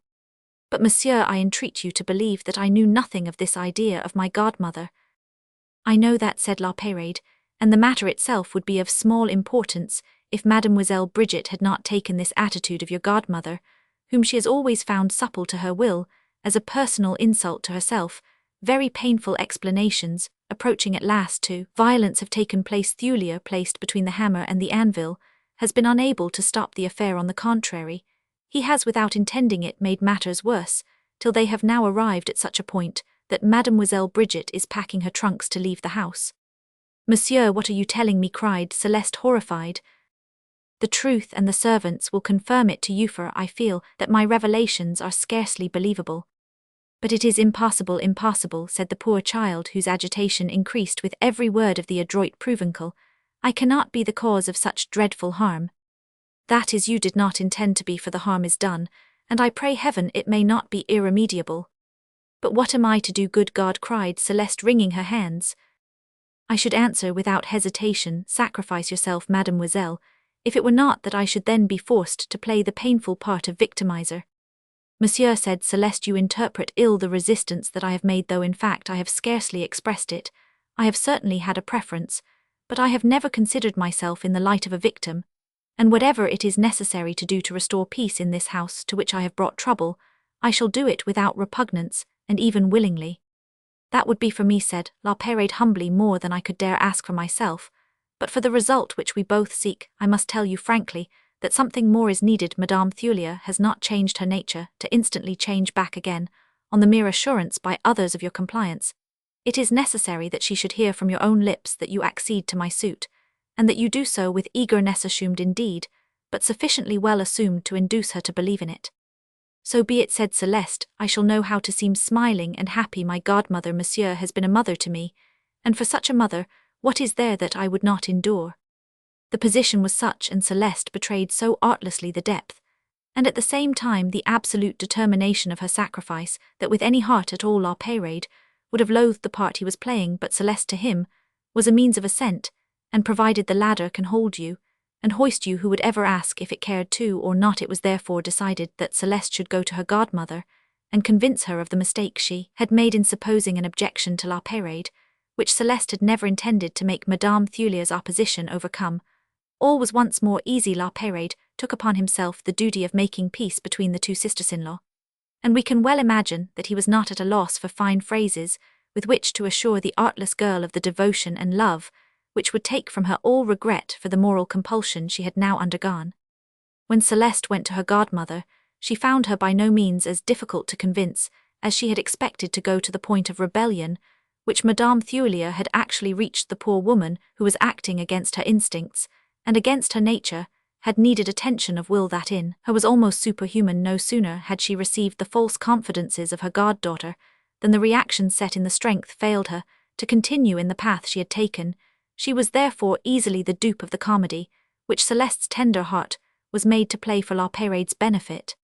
The tempest calmed on this side. The barrister found no difficulty in making Bridget understand that in quelling the rebellion against her authority, she had gone a little farther than was proper. This authority being no longer in danger, Bridget ceased to be incensed with the sister-in-law she had been on the point of beating, and the quarrel was settled with a few kind words and a kiss, poor Celeste paying the costs of war. After dinner, which was only a family meal, the notary to whose office they were to go on the following day to sign the contract, it being impossible to give a second edition of the abortive party, made his appearance. He came, he said, to submit the contract to the parties interested before engrossing it. This attention was not surprising in a man who was just entering into business relations with so important a person as the municipal councillor, whom it was his interest to firmly secure for a client. La Peyrade was far too shrewd to make any objections to the terms of the contract, which was now read. A few changes requested by Bridget, which gave the new notary a high idea of the old maid's business capacity, showed La Peyrade plainly that more precautions were being taken against him than were altogether becoming, but he was anxious not to raise difficulties, and he knew that the meshes of a contract are never so close that a determined and clever man cannot get through them. The appointment was then made for the signing of the contract the next day at 2 o'clock in the notary's office, the family only being present. During the rest of the evening, taking advantage of Celeste's pledge to seem smiling and happy, La Peyrade played as it were upon the poor child, forced her, by a specious exhibition of gratitude and love, to respond to him on a key that was far indeed from the true state of a heart, now wholly filled by Felix Flavy. Seeing the manner in which La Peyrade put forth his seductions, was reminded of the pains he had formerly taken to fascinate herself. The monster, she said beneath her breath, but she was forced to bear the torture with a good grace. La Peyrade was evidently approved by all, and in the course of the evening a circumstance came to light showing a past service done by him to the house of Thulier, which brought his influence and his credit to the highest point. Maynard was announced. "My dear friends," he said, "I have come to make a little revelation which will greatly surprise you, and will, I think, prove a lesson to all of us when a question arises as to receiving foreigners in our homes." "What is it?" cried Bridget with curiosity. "That Hungarian woman you were so delighted with, that Madame Tourne, Comtesse de Godallo."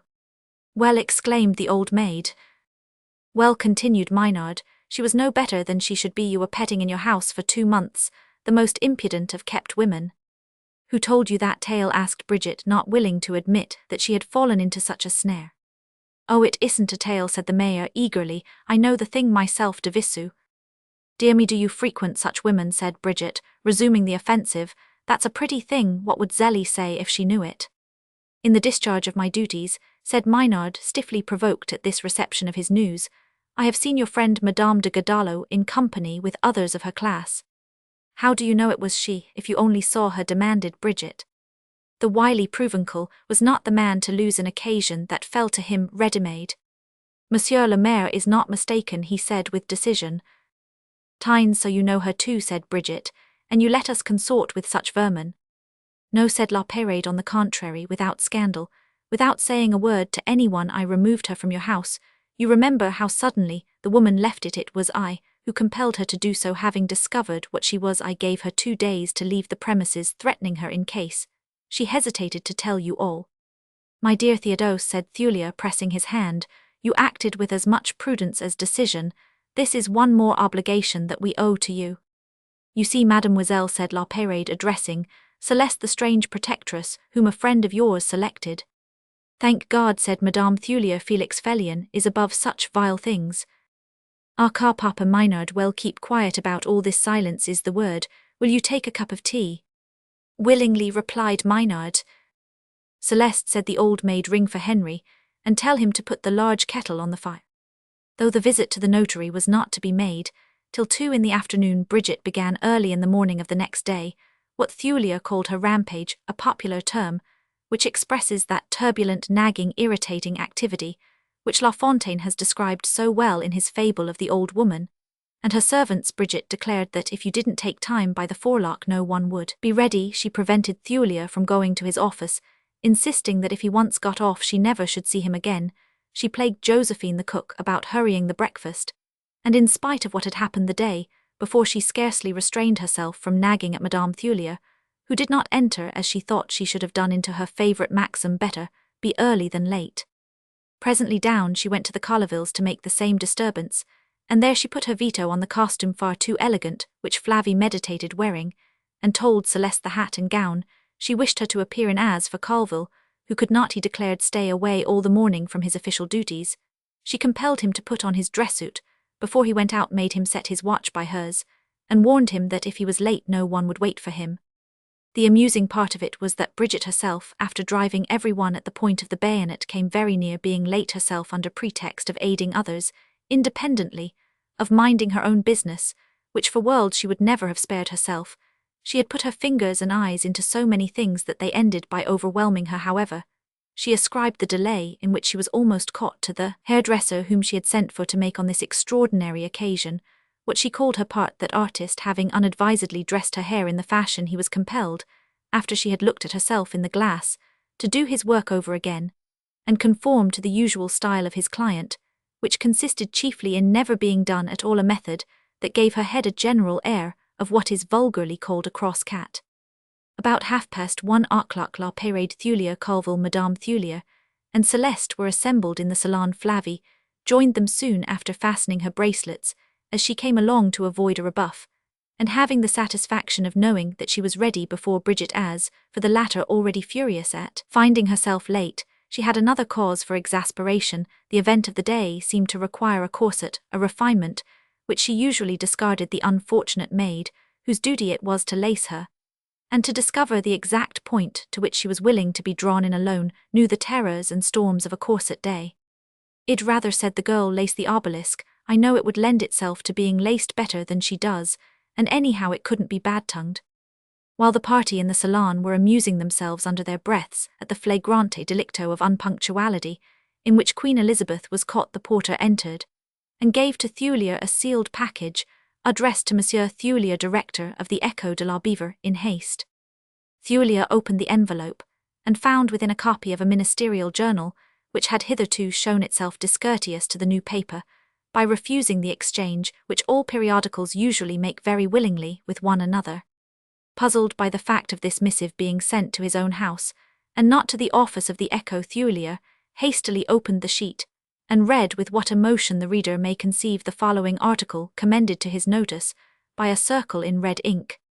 An obscure organ was about to expire in its native shade when an ambitious person of recent date bethought himself of galvanizing it. His object was to make it a foothold by which to climb from municipal functions to the coveted position of deputy. Happily, this object having come to the surface will end in failure.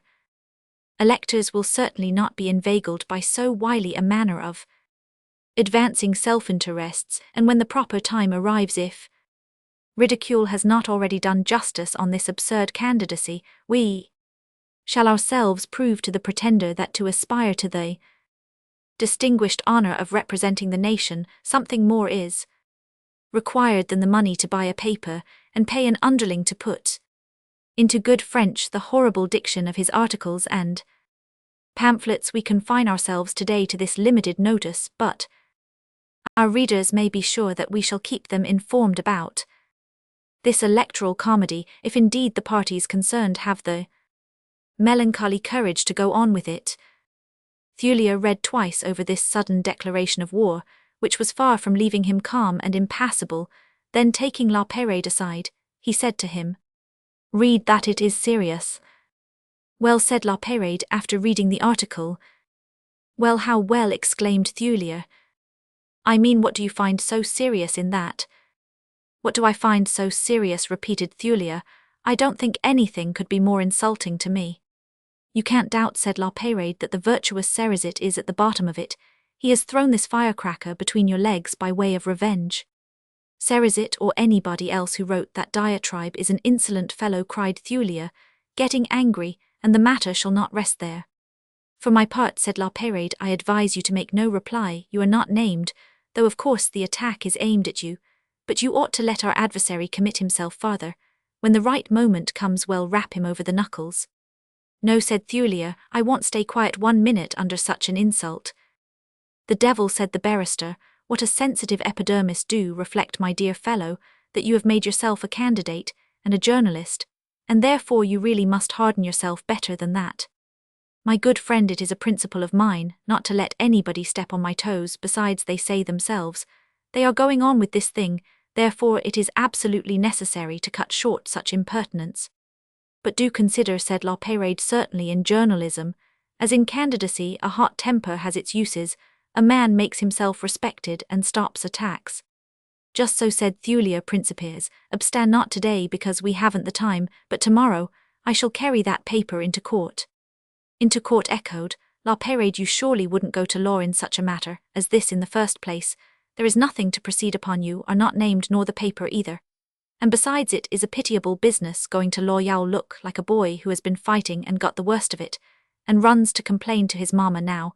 If you had said that you meant to make Fleury intervene in the matter, I could understand that, though the affair is rather personal to you, and it might be difficult to make it seem. Aka, said Thulia, do you suppose I am going to commit myself with a Cerizet or any other newspaper bully? I pique myself, my dear fellow, on possessing civic courage, which does not give in to prejudices, and which, instead of taking justice into its own hands, has recourse to the means of defence that are provided by law. Besides, with the legal authority the Court of Cassation now has over duelling, I have no desire to put myself in the way of being expatriated, or spending 2 or 3 years in prison. Well, said La Peyrade, well, talk it over later. Here's your sister, and she would think everything lost if this little matter reached her ears. When Bridget appeared, Colville shouted full, and proceeded to sing the chorus of La Parisienne. Heavens, Colville, how vulgar you are, cried the tardy one, hastening to cast a stone in the other's garden, to avoid the throwing of one into hers. Well, are you all ready? She added, arranging her mantle before a mirror. What o'clock is it? It won't do to get there before the time like provincials. 10 minutes to 2, said Colville. I go by the Tuileries. Well then, we are just right, said Bridget. It will take about that time to get to the Rue Caumartin. Josephine, she cried, going to the door of the salon. Well, dine at 6 therefore. Be sure you put the turkey to roast at the right time, and mind you don't burn it, as you did the other day. Bless me, who's that? And with a hasty motion she shut the door which she had been holding open. What a nuisance! I hope Henry will have the sense to tell him we are out. Not at all. Henry came in to say that an old gentleman with a very genteel air had asked to be received on urgent business. Why didn't you say we were all out? That's what I should have done if Mademoiselle had not opened the door of the salon, so that the gentleman could see the whole family assembled. Oh yes, said Bridget, you are never in the wrong, are you? What am I to say to him? Asked the man. Say, replied Thulia, that I am very sorry not to be able to receive him, but I am expected at a notary's office about a marriage contract, but that if he could return 2 hours hence. I have told him all that, said Henry, and he answered that that contract was precisely what he had come about, and that his business concerned you more than himself. You had better go and see him, Thulia, and get rid of him in double quick, said Bridget. That's shorter than talking to Henry, who is always an orator. If La Peyrade had been consulted, he might not have joined in that advice, for he had had more than one specimen of the spokes. Some occult influence was putting into the wheels of his marriage, and the present visit seemed to him ominous. Show him into my study, said Thulia, following his sister's advice, and opening the door which led from the salon to the study, he went to receive his importunate visitor. Bridget immediately applied her eye to the keyhole. Goodness, she exclaimed, there's my imbecile of a Thulia offering him a chair, and away in a corner too, where I can't hear a word they say.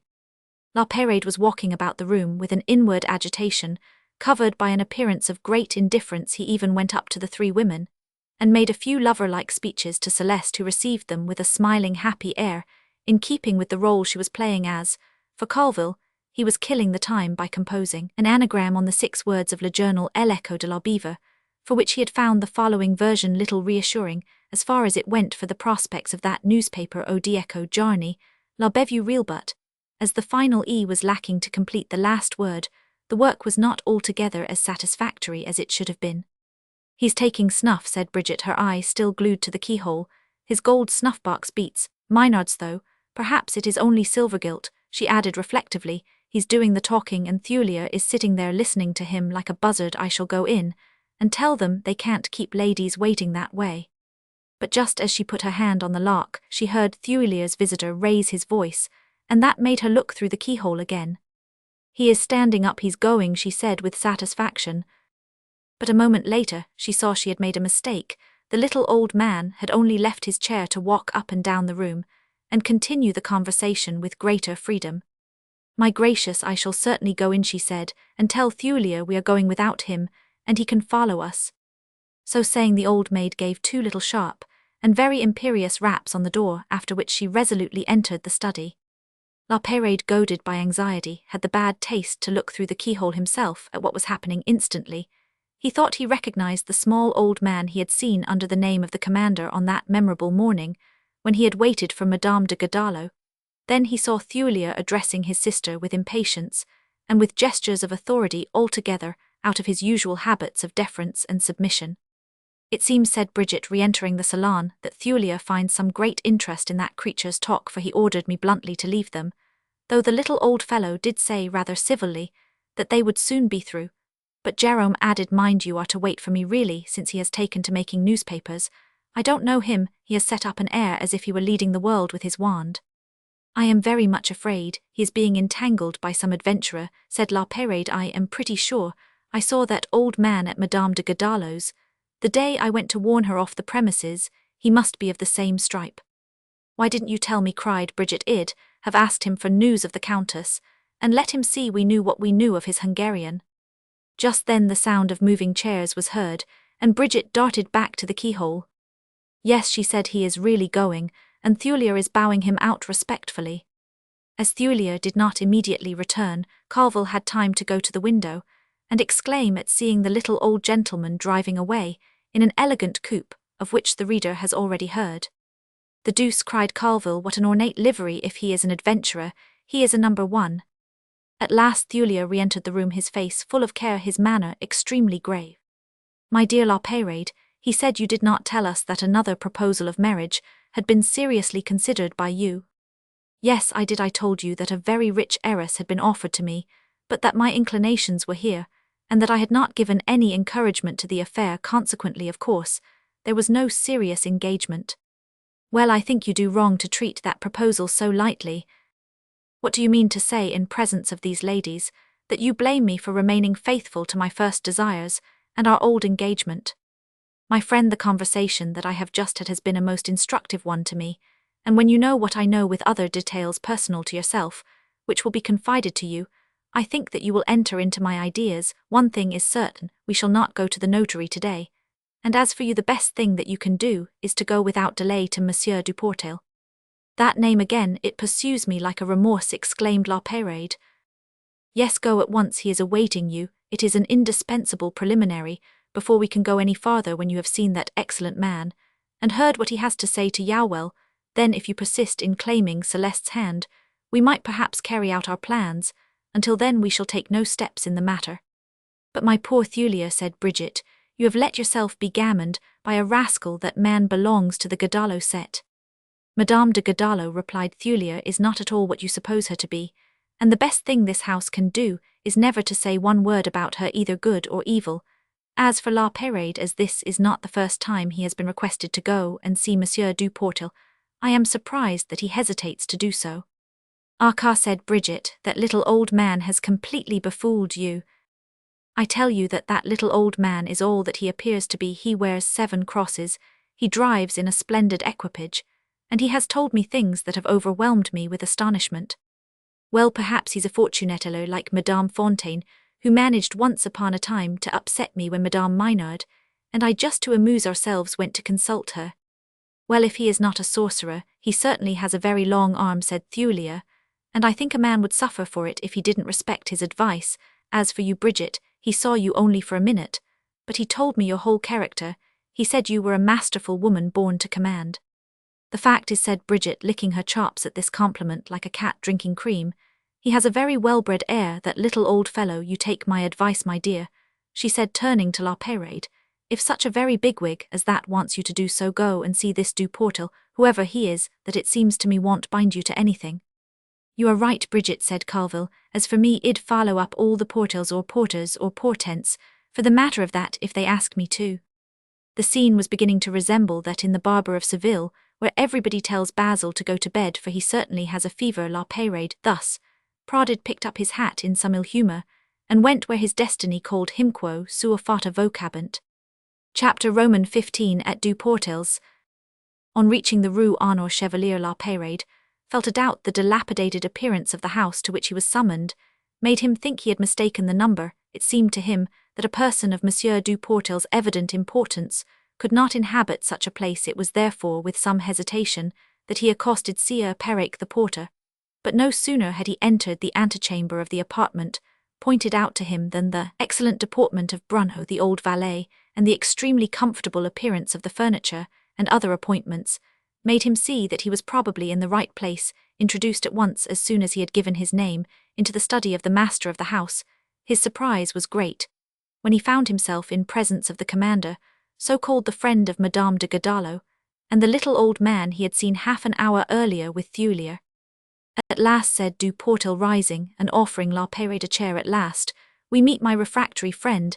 It has taken a good deal to bring you here. May I know, monsieur, said La Peyrade haughtily, not taking the chair which was offered to him, what interest you have in meddling with my affairs? I do not know you, and I may add that the place where I once saw you did not create an unconquerable desire in me to make your acquaintance. Where have you seen me? Asked Du Portal. In the apartment of a strumpet who called herself Madame de Godallo, where monsieur consequently went himself, said the little old man, and for a purpose much less disinterested than mine. I have not come here, said La Peyrade, to bandy words with anyone. I have the right, monsieur, to a full explanation as to the meaning of your proceedings towards me. I therefore request you not to delay them by a facetiousness to which I assure you I am not in the humour to listen. Then, my dear fellow, said Du Portal, sit down, for I am not in the humour to twist my neck by talking up at you. The words were reasonable, and they were said in a tone that showed the old gentleman was not likely to be frightened by grand airs. La Peyrade therefore deferred to the wishes of his host, but he took care to do so with the worst grace possible. Monsieur Cerizet, said Du Portal, a man of excellent standing in the world, and who has the honour to be one of your friends. I have nothing to do with that man now, said La Peyrade sharply, understanding the malicious meaning of the old man's speech. Well, the time has been, said Du Portal, when you saw him at least occasionally, for instance, when you paid for his dinner at the Rocher de Canquil. As I was saying, I charged the virtuous Monsieur Cerizet to sound you as to a marriage. Which I refused, interrupted La Peyrade, and which I now refuse again more vehemently than ever. That's the question, said the old man. I think on the contrary that you will accept it, and it is to talk over this affair with you that I have so long desired a meeting. But this crazy girl that you are flinging at my head, said La Peyrade, what is she to you? She can't be your daughter, or you would put more decency into your hunt for a husband. This young girl, replied Du Portal, is the daughter of one of my friends who died about 10 years ago. At his death I took her to live with me, and have given her all the care her sad condition needed. Her fortune, which I have greatly increased, added to my own, which I intend to leave to her, will make her a very rich heiress. I know that you are no enemy to handsome darts, for you have sought them in various places, Thulier's house for instance, or to use your own expression, that of a strumpet whom you scarcely knew. I have therefore supposed you would accept at my hands a very rich young woman, especially as her infirmity is declared by the best physicians to be curable, whereas you can never cure Monsieur and Mademoiselle Thulier, the one of being a fool, the other of being a fury, any more than you could cure Madame Carmorne of being a woman of very medium virtue and extremely giddy. It may suit me, replied La Peyrade, to marry the daughter of a fool and a fury if I choose her, or I might become the husband of a clever coquette if passion seized me, but the Queen of Sheba herself, if imposed upon me, neither you, monsieur, nor the ablest and most powerful man living could force me to accept. Precisely therefore, it is to your own good sense and intelligence that I now address myself, but we have to come face to face with people in order to speak to them. You know now, then, let us look into your present situation, And don't get angry if, like a surgeon who wants to cure his patient, I lay my hand mercilessly on wounds which have long tormented and harassed you. The first point to state is that the Celeste Colville affair is at an end for you. Why so? Demanded La Peyrade. Because I have just seen Thulier, and terrified him with the history of the misfortunes he has incurred, and those he will incur if he persists in the idea of giving you his goddaughter in marriage. He knows now that it was I who paralyzed Madame du Breul's kind offices in the matter of the cross, that I had his pamphlet seized, that I sent that Hungarian woman into his house to handle you all as she did, and that my hand is opening fire in the ministerial journals, which will only increase from bad to worse, not to speak of other machinations, which will be directed against his candidacy. Therefore you see, my good friend, that not only have you no longer the credit in Thulier's eyes of being his great helper to that election, but that you actually block the way to his ambition. That is enough to prove to you that the side by which you have imposed yourself on that family who have never sincerely liked or desired you is now completely battered down and dismantled. But to have done all that which you claim with such pretension, who are you? Demanded La Peyrade. I shall not say that you are very inquisitive, for I intend to answer your question later, but for the present let us continue, if you please, the autopsy of your existence dead today, but which I propose to resuscitate gloriously. You are 28 years old, and you have begun a career in which I shall not allow you to make another step. A few days hence the Council of the Order of Barristers will assemble, and will censure more or less severely your conduct in the matter of the property you placed with such candour in Thulier's hands. Do not deceive yourself. Censure from that quarter, and I mention only your least danger, is as fatal to a barrister as being actually disbarred. And it is to your kind offices, no doubt, said La Peyrade, that I shall owe that precious result. Yes, I may boast of it, replied Du Portel, for in order to tow you into port, it has been necessary to strip you of your rigging. Unless that were done, you would always have tried to navigate under your own sails, the bourgeois shoals that you are now among. Seeing that he undoubtedly had to do with a strong hand, La Peyrade thought best to modify his tone, and so with a more circumspect air he said, You will allow me, monsieur, to reserve my acknowledgments until I receive some fuller explanation. Here you are then, continued Du Portel, at 28 years of age, without a penny virtually, without a profession, with antecedents that are vermidling with associates like Monsieur Dudarc, and the courageous Cerizet owing to Mademoiselle Thulier 10,000 francs, and to Madame Lambert 25,000, which you are no doubt extremely desirous to return to her, and finally this marriage, your last hope, your sheet anchor, has just become an utter impossibility between ourselves.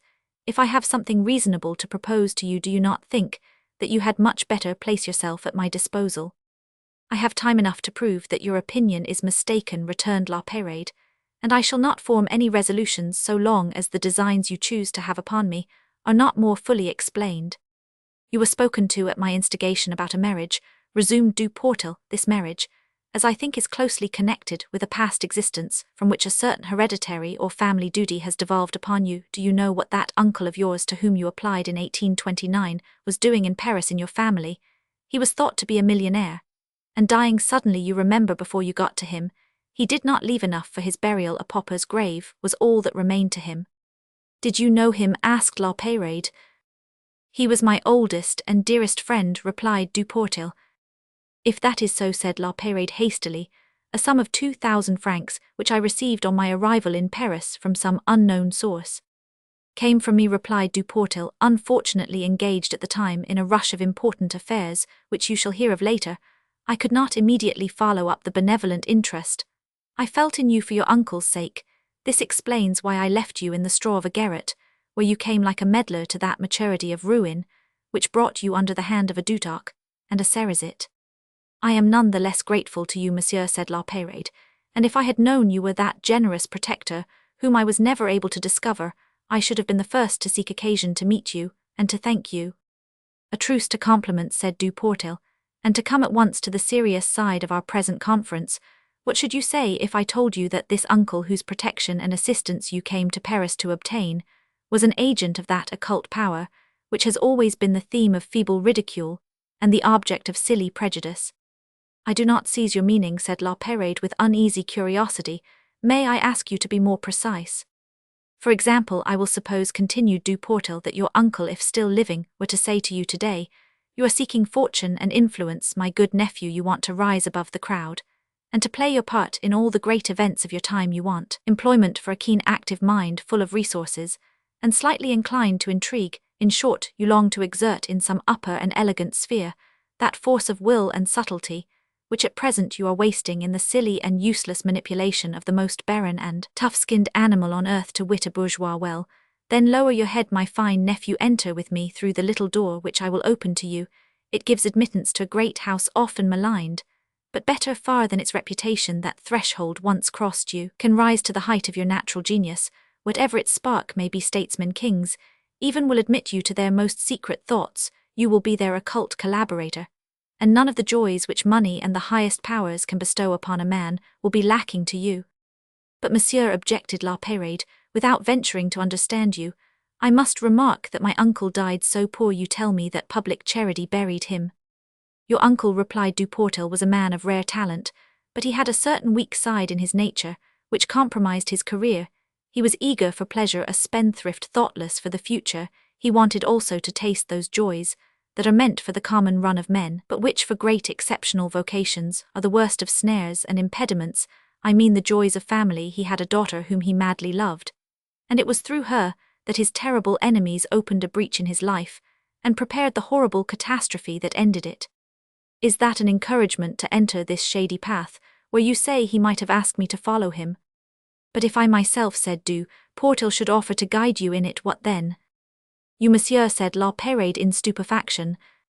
Yes, I who was your uncle's pupil at first, and later his protector and providence, I whose influence the last half-century has daily increased, I who am wealthy, I to whom all governments, as they fall one on top of the others like houses of cards, come to ask for safety, and for the power to rebuild their future, I who am the manager of a great theatre of puppets, where I have columbines in the style of Madame de Godallo, I who tomorrow, if it were necessary to the success of one of my vaudevilles, or one of my dramas, might present myself to your eyes, as the wearer of the grand cordon of the Legion of Honor of the Order of the Black Eagle, or that of the Golden Fleece.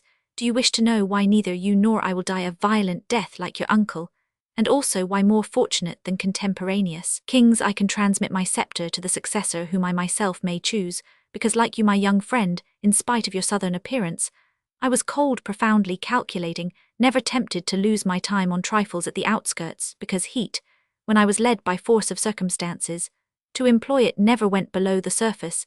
It is more than probable that you have heard of me. Well, for you, I will open a window in my cloud. Look at me, observe me well. Have I a cloven hoof, or a tail at the end of my spine? On the contrary, am I not a model of the most inoffensive of householders in the St. Sulpice quarter, in that quarter where I have enjoyed, I may say it, universal esteem for the last 25 years? I am called Duportel, but to you, if you will allow me, I shall now name myself Corentin. Corentin, cried La Peyrade with terrified astonishment. Yes, monsieur, and you see that in telling you that secret, I lay my hand upon you, and enlist you, Corentin, the greatest man of the police in modern times, as the author of an article in the biographies of living men has said of me, to whom I ought in justice to remark that he doesn't know a thing about my life. Monsieur, said La Peyrade, I can assure you that I shall keep that secret, but the place which you offer me near you in your employ, that frightens you, or at least it makes you uneasy, said Corentin quickly. Before you have even considered the thing, the word scares you, does it? The police, you are afraid to encounter the terrible prejudice that brands it on the brow. Certainly, said La Peyrade, it is a necessary institution, but I do not think that it is always calumniated. If the business of those who manage it is honorable, why do they conceal themselves so carefully? Because all that threatens society, which it is the mission of the police to repress, replied Corentin, is plotted and prepared in hiding. Do thieves and conspirators put upon their hats? I am Gillot, the shepherd of this flock, and when we are after them, must we ring a bell to let them know we are coming? Monsieur, said La Peyrade, when a sentiment is universal, it ceases to be a prejudice, it becomes an opinion, and this opinion ought to be a law to every man who desires to keep his own esteem and that of others.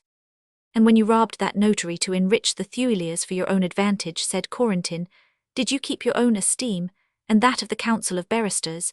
And who knows, monsieur, if in your life there are not still blacker actions than that I am a more honorable man than you, because outside of my functions I have not one doubtful act upon my conscience, and when the opportunity for good has been presented to me, I have done ill ways, and everywhere do you think that the guardianship of that poor insane girl in my home has been all roses, but she was the daughter of my old friend your uncle, and when feeling the years creep on me, I proposed to you between sacks of money to fit yourself to take my place.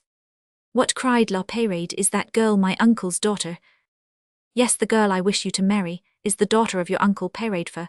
He democratized his namer, if you like it better. She was the daughter of Pierre Canquois, a name he took from the little estate on which your father lived, and starved with 11 children, you see, in spite of the secrecy your uncle always kept about his family, that I know all about it. Do you suppose that, before selecting you as your cousin's husband, I had not obtained every possible information about you, and what I have learned need not make you quite so supercilious to the police? Besides, as the vulgar saying is, the best of your nose is made of it. Your uncle belonged to the police, and thanks to that he became the confidant, I might almost say the friend of Louis Roman XVIII, who took the greatest pleasure in his companionship. And you by nature, and by mind also, by the foolish position into which you have got yourself, in short, by your whole being, have gravitated steadily to the conclusion I propose to you, namely that of succeeding me, off succeeding Corentin. That is the question between us, monsieur. Do you really believe now that I have not a grasp, or a season as you call it, upon you, and that you can manage to escape me for any foolish considerations of bourgeois vanity? La Peyrade could not have been at heart so violently opposed to this proposal, as he seemed for the vigorous language of the great master of the police, and the species of appropriation which he made of his person brought a smile to the young man's lips. Corentin had risen, and was walking up and down the room, speaking apparently to himself. The police, he cried, one may say of it, as Basil said of calumny, to Bathelo, the police, monsieur, you don't know what you despise, and after all, he continued, after a pause, who are they who despise it? Imbeciles, who don't know any better than to insult their protectors, suppress the police, and you destroy civilization. Do the police ask for the respect of such people? No, they want to inspire them with one sentiment, only fear that great lever with which to govern mankind, an impure race, whose odious instincts guard hell the executioner, and the gendarmes can scarcely restrain. Stopping short before La Peyrade, and looking at him with a disdainful smile, he continued, So you are one of those ninnies who see in the police nothing more than a horde of spies and informers. Have you never suspected the statesmen, the diplomats, the Richelieus? It produces Mercury, Monsieur Mercury. The cleverest of the guards of paganism, what was he?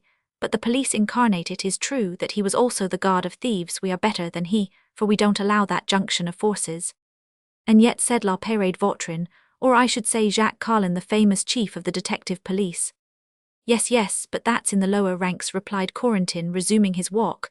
There's always a muddy place somewhere, still don't be mistaken, even in that. Vautrin is a man of genius, but his passions, like those of your uncle, dragged him down.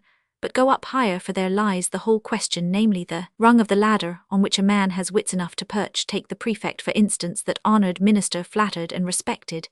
Is he a spy? Well, I, monsieur, am the prefect of the secret police of diplomacy, of the highest statesmanship, and you hesitate to mount that Thronito seems small and do great things to live in a cave comfortably arranged like this, and command the light to have at your orders an invisible army, always ready, always devoted, always submissive, to know the other side of everything, to be duped by no intrigue, because you hold the threads of all within your fingers, to see through all partitions, to penetrate all secrets, search all hearts, all consciences. These are the things you fear.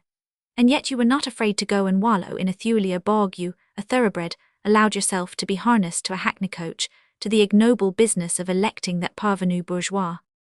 A man does what he can, said La Peyrade. Here's a very remarkable thing, pursued Corentin, replying to his own thought. The French language, more just than public opinion, has given us our right place, for it has made the word police the synonym of civilization, and the antipodes of savage life when it said, and wrote L et at police from the Greek words state and city. So I can assure you we care little for the prejudice that tries to brand us none no men as we do. And to know them brings contempt for their contempt, as well as for their esteem. There is certainly much truth in what you say with such warmth, said La Peyrade finally. Much truth, exclaimed Corentin, going back to his chair. Say rather that it is all true and nothing but the truth, yet it is not the whole truth, but enough for today, monsieur, to succeed me in my functions, and to marry your cousin with a dot that will not be less than 500,000 francs. That is my offer. I do not ask you for an answer now. I should have no confidence in a determination not seriously reflected upon tomorrow. I shall be at home all the morning. I trust that my conviction may then have formed yours. Dismissing his visitor with a curt little bow, he added, I do not bid you adieu, but au revoir, Monsieur de la Peyrade. whereupon Corentin went to a side table where he found all that he needed to prepare a glass of eau sucrée which he had certainly earned, and without looking at La Peyrade, who left the room rather stunned, he seemed to have no other interest on his mind than that prosaic preparation. Was it indeed necessary that the morning after this meeting with Corentin, a visit from Madame Lambert, now become an exacting and importunate creditor, should come to bear its weight on La Peyrade's determination, as the great chief had pointed out to him the night before? Was there not in his nature, in his mind, in his aspirations, in the mistakes and imprudences of his past life, a sort of irresistible incline which drew him down toward the strange solution of existence, thus suddenly offered to him? Fatality, if we may so call it, was lavish of the inducements to which he was destined to succumb. This day was the 31st of October, the vacation of the Palais was just over the 2nd of November, was the day on which the courts reopened, and as Madame Lambert left his room, he received a summons to appear on that day before the council of his order. To Madame Lambert, who pressed him sharply to repay her under pretence that she was about to leave Monsieur Picot and return to her native place, he replied, "Come here the day after tomorrow at the same hour, and your money will be ready for you." To the summons to give account of his actions to his peers, he replied that he did not recognize the right of the council to question him on the facts of his private life. That was an answer of one sort certainly. Inevitably, it would result in his being stricken from the role of the barristers of the royal courts, but at least it had an air of dignity and protestation, which saved in a measure his self-love. Finally, he wrote a letter to Thulier in which he said that his visit to Duportel had resulted in his being obliged to accept another marriage. He therefore returned to Thulier his promise, and took back his own. All this was curtly said, without the slightest expression of regret for the marriage he renounced. In a postscript, he added, "We shall be obliged to discuss my position on the newspaper," indicating that it might enter into his plans not to retain it.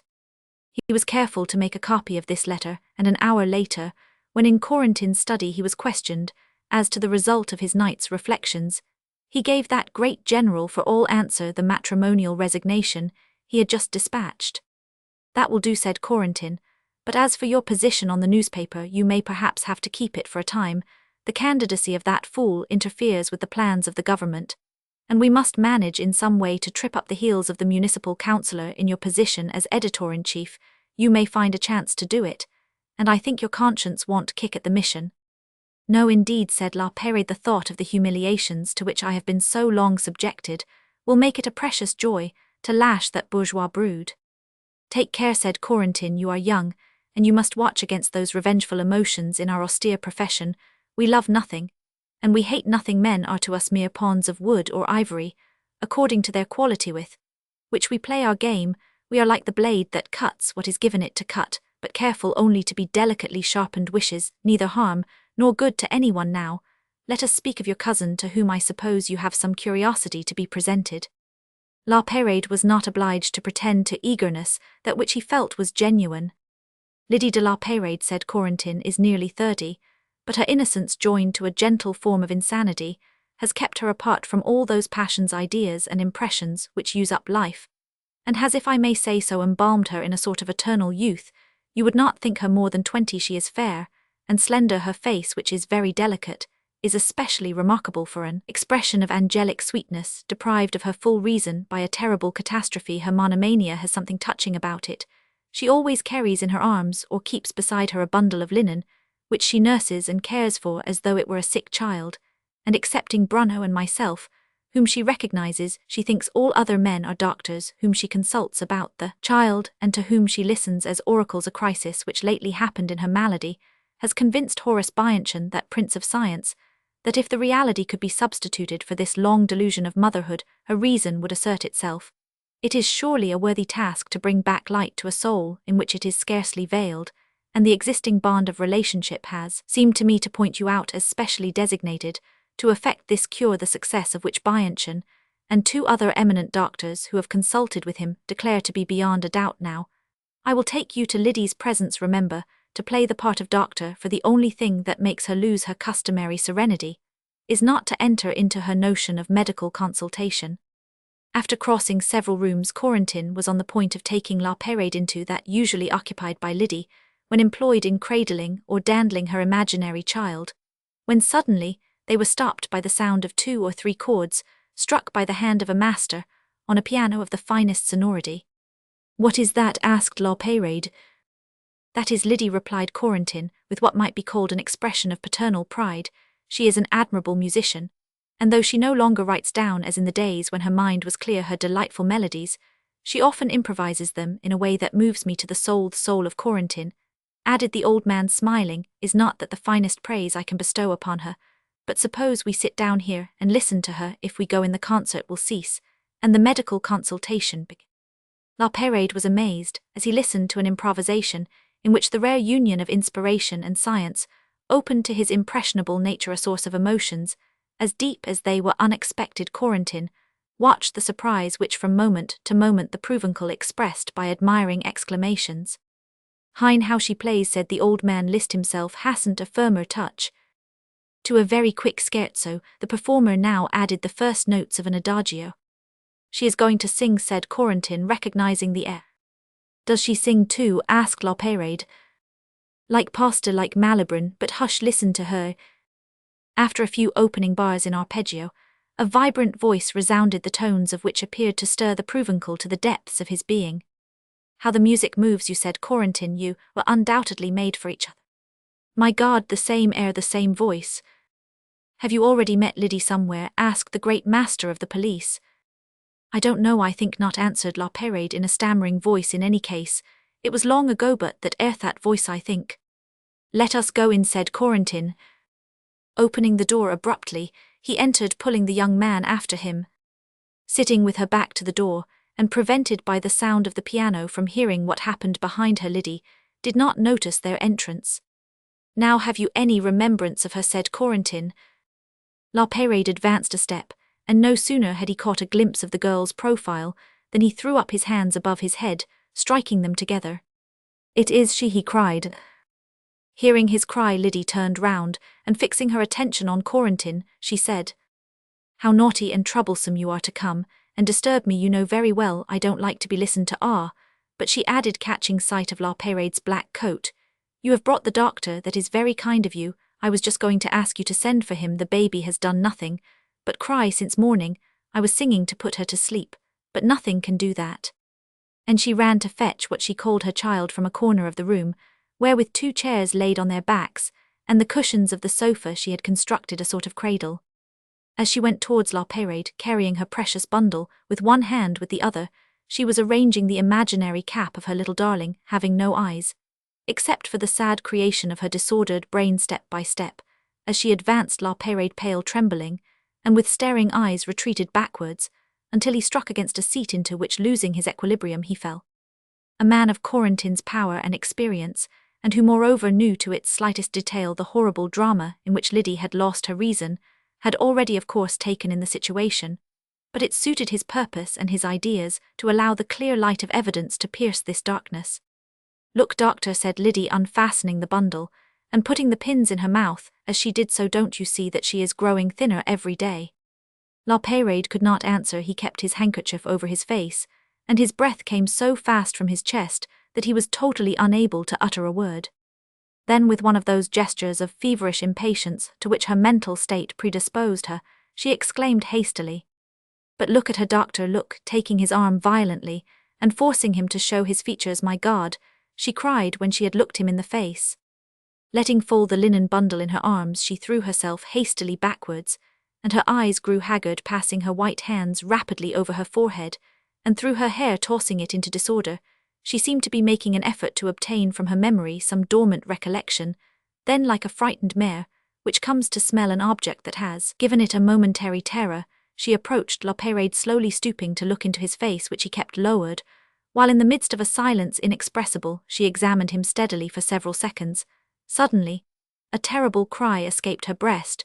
She ran for refuge into the arms of Corentin, and pressing herself against him with all her force, she exclaimed, save me, it is he, the wretch, it is he who did it."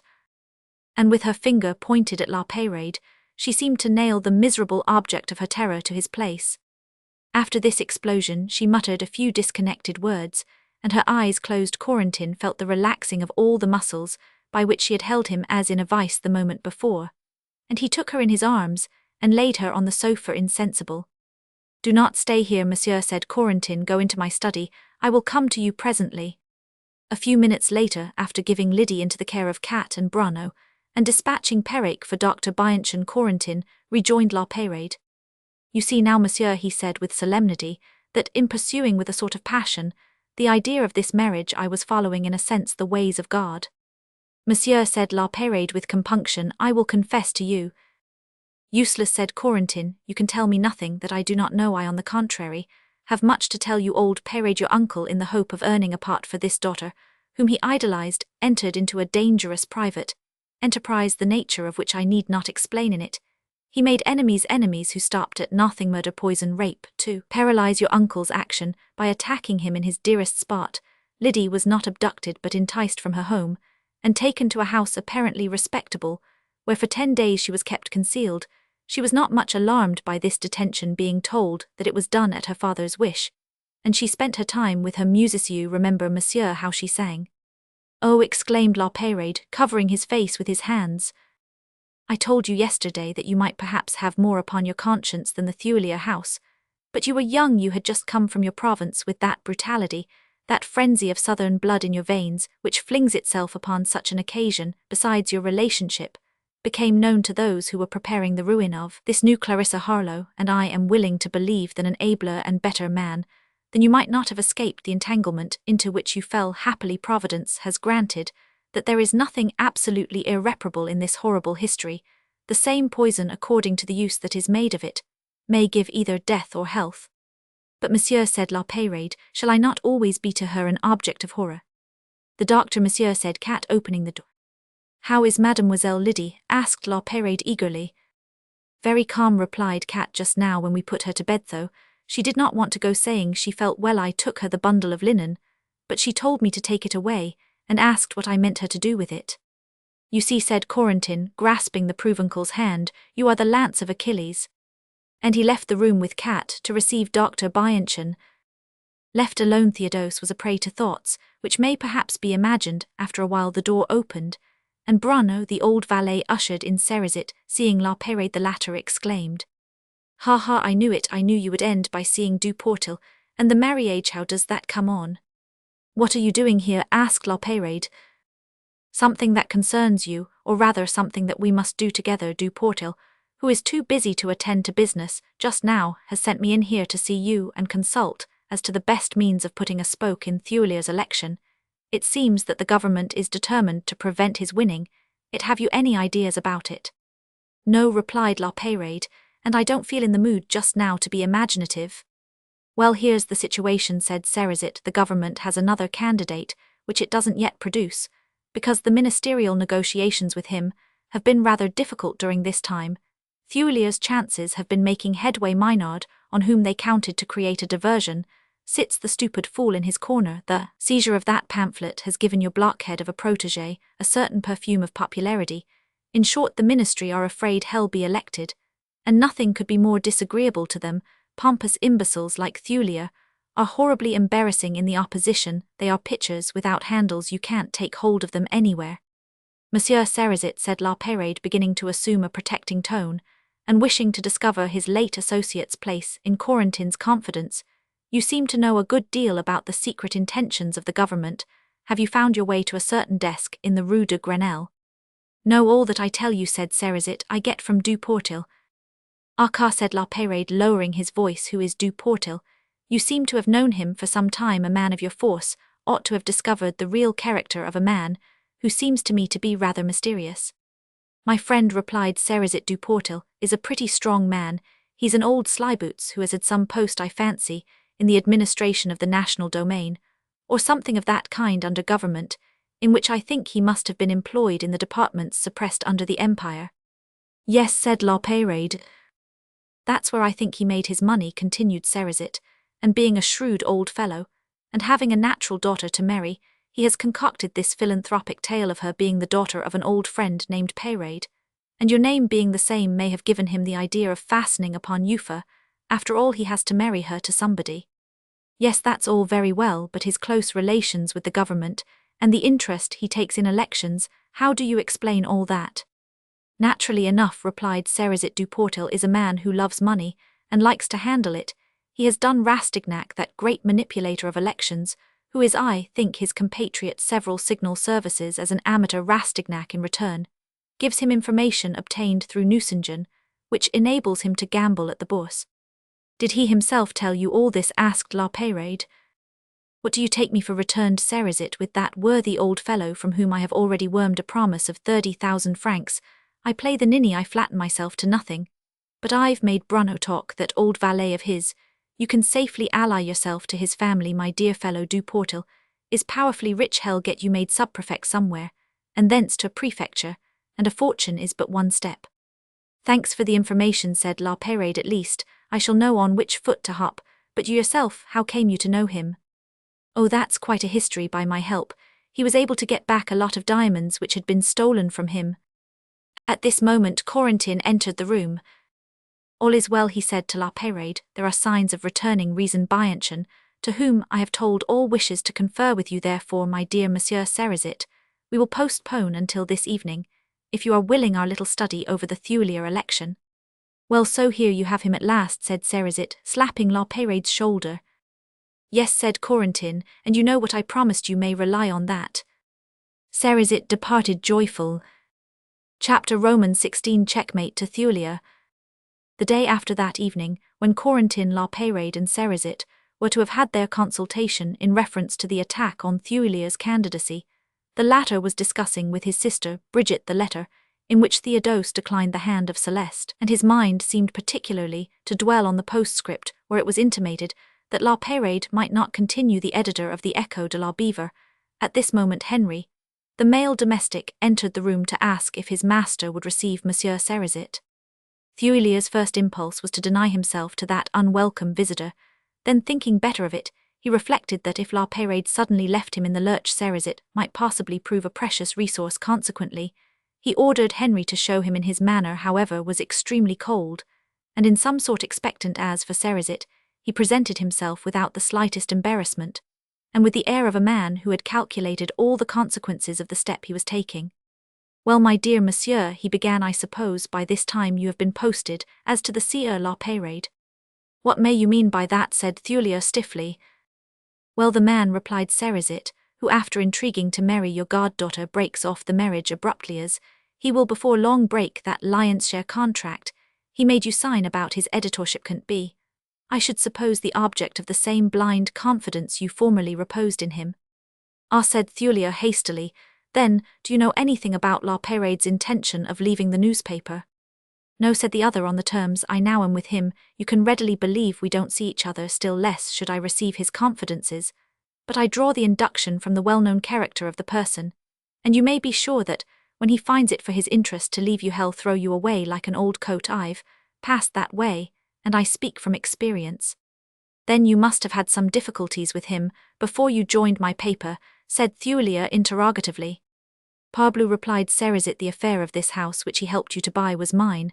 I started that he was to put me in relation with you, and make me the principal tenant of the house, but the unfortunate affair of that Biddingin gave him a chance to knock me out of everything, and get all the profits for himself. Profits, exclaimed Thulier. I don't see that he got anything out of that transaction, except the marriage which he now refuses. But, interrupted Cerizet, there's the 10,000 francs he got out of you on pretence of the cross which you never received, and the 25,000 he owes to Madame Lambert, for which you went security, and which you will soon have to pay like a good fellow. What's this I hear? Cried Brigitte up in arms. 25,000 francs, for which you have given security. Yes, mademoiselle, interposed Cerizet. Behind that sum which this woman had lent him there was a mystery, and if I had not laid my hand on the true explanation, there would certainly have been a very dirty ending to it. La Peyrade was clever enough not only to whitewash himself in Monsieur Thulier's eyes, but to get him to secure the debt. But, said Thulier, how do you know that I did give security for that debt, if you have not seen him since then? I know it from the woman herself, who tells the whole story. Now she is certain of being paid. Well, said Brigitte to her brother, a pretty business you are engaged. Mademoiselle, said Cerizet, I only meant to warn Monsieur Thulier a little. I think myself that you are sure to be paid. Without knowing the exact particulars of this new marriage, I am certain the family would never allow him to owe you to such mortifying debts. If necessary, I should be very glad to intervene. Monsieur, said Thulia, stiffly thanking you for your officious intervention, permit me to say that it surprises me a little, for the manner in which we parted would not have allowed me to hope it. Aka, said Cerizet, you don't think I was angry with you for that, do you? I pitied you, that was all. I saw you under the spell, and I said to myself, leave him to learn la parade. By experience, I knew very well that the day of justice would dawn for me, and before long too. La parade is a man who doesn't make you wait for his questionable proceedings. Allow me to say, remarked Thulia, that I do not consider the rupture of the marriage. We had proposed a questionable proceeding. The matter was arranged, I may say, by mutual consent. And the trick he is going to play you by leaving the paper in the lurch, and the debt he has saddled you with, what are they? Monsieur Cerizet, continued Thulia, still holding himself on the reserve, as I have said more than once to la parade, no man is indispensable, and if the editorship of my paper becomes vacant, I feel confident that I shall at once meet with persons very eager to offer me their services. Is it for me, you say, that asked Cerizet? Well, you haven't hit the nail. If you did me the honor to want my services, it would be impossible for me to grant them. I have long been disgusted with journalism. I let la parade, I hardly know. Why persuade me to make this campaign with you? It didn't turn out happily, and I have vowed to myself to have no more to do with newspapers. It was about another matter altogether than I came to speak to you. Ah, said Thulia. Yes, continued Cerizet, remembering the business-like manner in which you managed the affair of this house, in which you do me the honor to receive me, I thought I could not do better than to call your attention to a matter of the same kind which I have just now in hand. But I shall not do as la parade did, make a bargain for the hand of your goddaughter, and profess great friendship and devotion to you personally. This is purely business, and I expect to make my profit out of it now, as I still desire to become the principal tenant of this house, the letting of which must be a care and a disappointment to mademoiselle, for I saw as I came along that the shops were still unrented. I think that this lease to me, if you will make it, might be reckoned into my share of the profits. You see, monsieur, that the object of my visit has nothing to do with the newspaper. What is this new affair? Said Bridget. That's the first thing to know. It relates to a farm in Beauce which has just been sold for a song, and it is placed in my hands to resell at an advance, but a small one. You could really buy it, as the saying is, for a bit of bread. And Cerizet went on to explain the whole mechanism of the affair, which we need not relate here, as no one but Bridget would take any interest in it. The statement was clear and precise, and it took close hold on the old maid's mind. Even Thulia himself, in spite of his inward distrust, was obliged to own that the affair had all the appearance of a good speculation. Only, said Bridget, we must first see the farm ourselves. This, the reader will remember, was her answer to la parade when he first proposed the purchase of the house at the Madeleine. Nothing is easier than that, said Cerizet. I myself want to see it, and I have been intending to make a little excursion there. If you like, I'll be at your door this afternoon with a post-chaise, and tomorrow morning very early we can examine the farm, breakfast at some inn nearby, and be back in time for dinner. A post-chaise, said Bridget, that's very lordly. Why not take the diligence? Diligences are so uncertain, replied Cerizet. You never know at what time they will get to a place, but you need not think about the expense, for I should otherwise go alone, and I am only too happy to offer you 2 seats in my carriage. To misers small gains are often determining causes in great matters. After a little resistance, pro forma Bridget ended by accepting the proposal, and 3 hours later the trio were on the road to Chartres. Cerizet, having advised Thulia not to let la parade know of his absence, lest he might take some unfair advantage of it. The next day by 5 o'clock the party had returned, and the brother and sister, who kept their opinions to themselves in presence of Cerizet, were both agreed that the purchase was a good one. They had found the soil of the best quality, the buildings in perfect repair, the cattle looked sound and healthy. In short, this idea of becoming the mistress of rural property seemed to Bridget the final consecration of opulence. Maynard, she remarked, has only a townhouse and invested capital, whereas we shall have all that, and a country place besides. One can't be really rich without it. Thulia was not sufficiently under the charm of that dreamed realization, of which was in any case quite distant to forget, even for a moment, the Echo de la Beaver, and his candidacy. No sooner had he reached home than he asked for the morning's paper. It has not come, said the male domestic.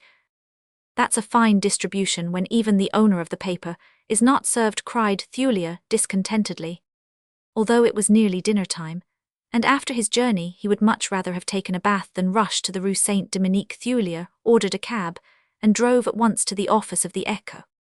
There a fresh disappointment met him. The paper was made as they say, and all the employees had departed, even La Peyrade. As for Coffinet, who was not to be found at his post of office boy, nor yet at his other post of porter, he had gone of an errand, his wife said, taking the key of the closet, in which the remaining copies of the paper were locked up. Impossible, therefore, to procure the number which the unfortunate proprietor had come so far to fetch. To describe Thulia's indignation would be impossible. He marched up and down the room talking aloud to himself, as people do in moments of excitement.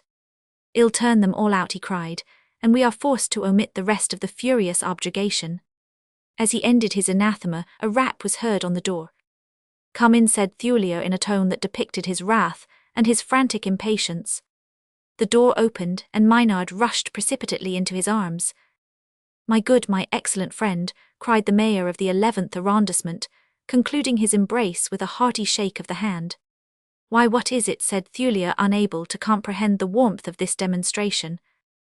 "Ah, my dear friend," continued Maynard, "such an admirable proceeding, really chivalrous, most disinterested. The effect, I assure you, is quite stupendous in the arrondissement." "But what I say," cried Thulia impatiently. "The article, the whole action," continued Maynard, "so noble, so elevated."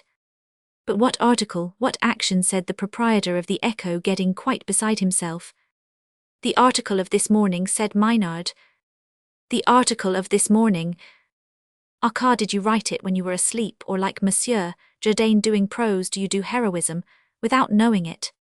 "I haven't written any article," cried Thulia. "I have been away from Paris for a day, and I don't even know what is in this morning's paper, and the office boy is not here to give me a copy."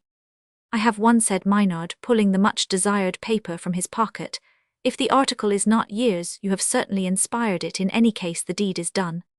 Thulia hurriedly unfolded the sheet Maynard had given him, and devoured rather than read the following article.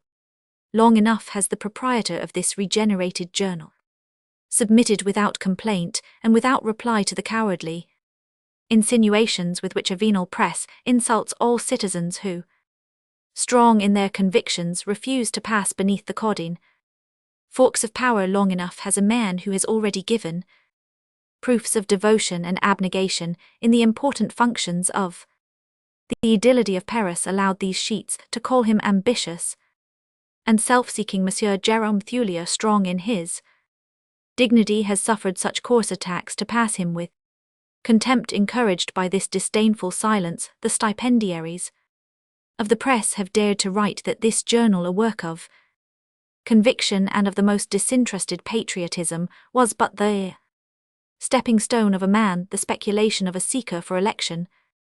Monsieur Jerome Thulia has held himself impassible before these shameful imputations, because justice and truth are patient, and he bided his time to scotch the reptile. That time has come."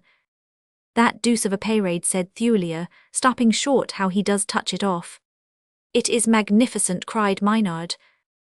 Reading aloud, Thulia continued, "Every one, friends and enemies alike, can bear witness that Monsieur Jerome Thulia has done nothing to seek a candidacy which was offered to him spontaneously."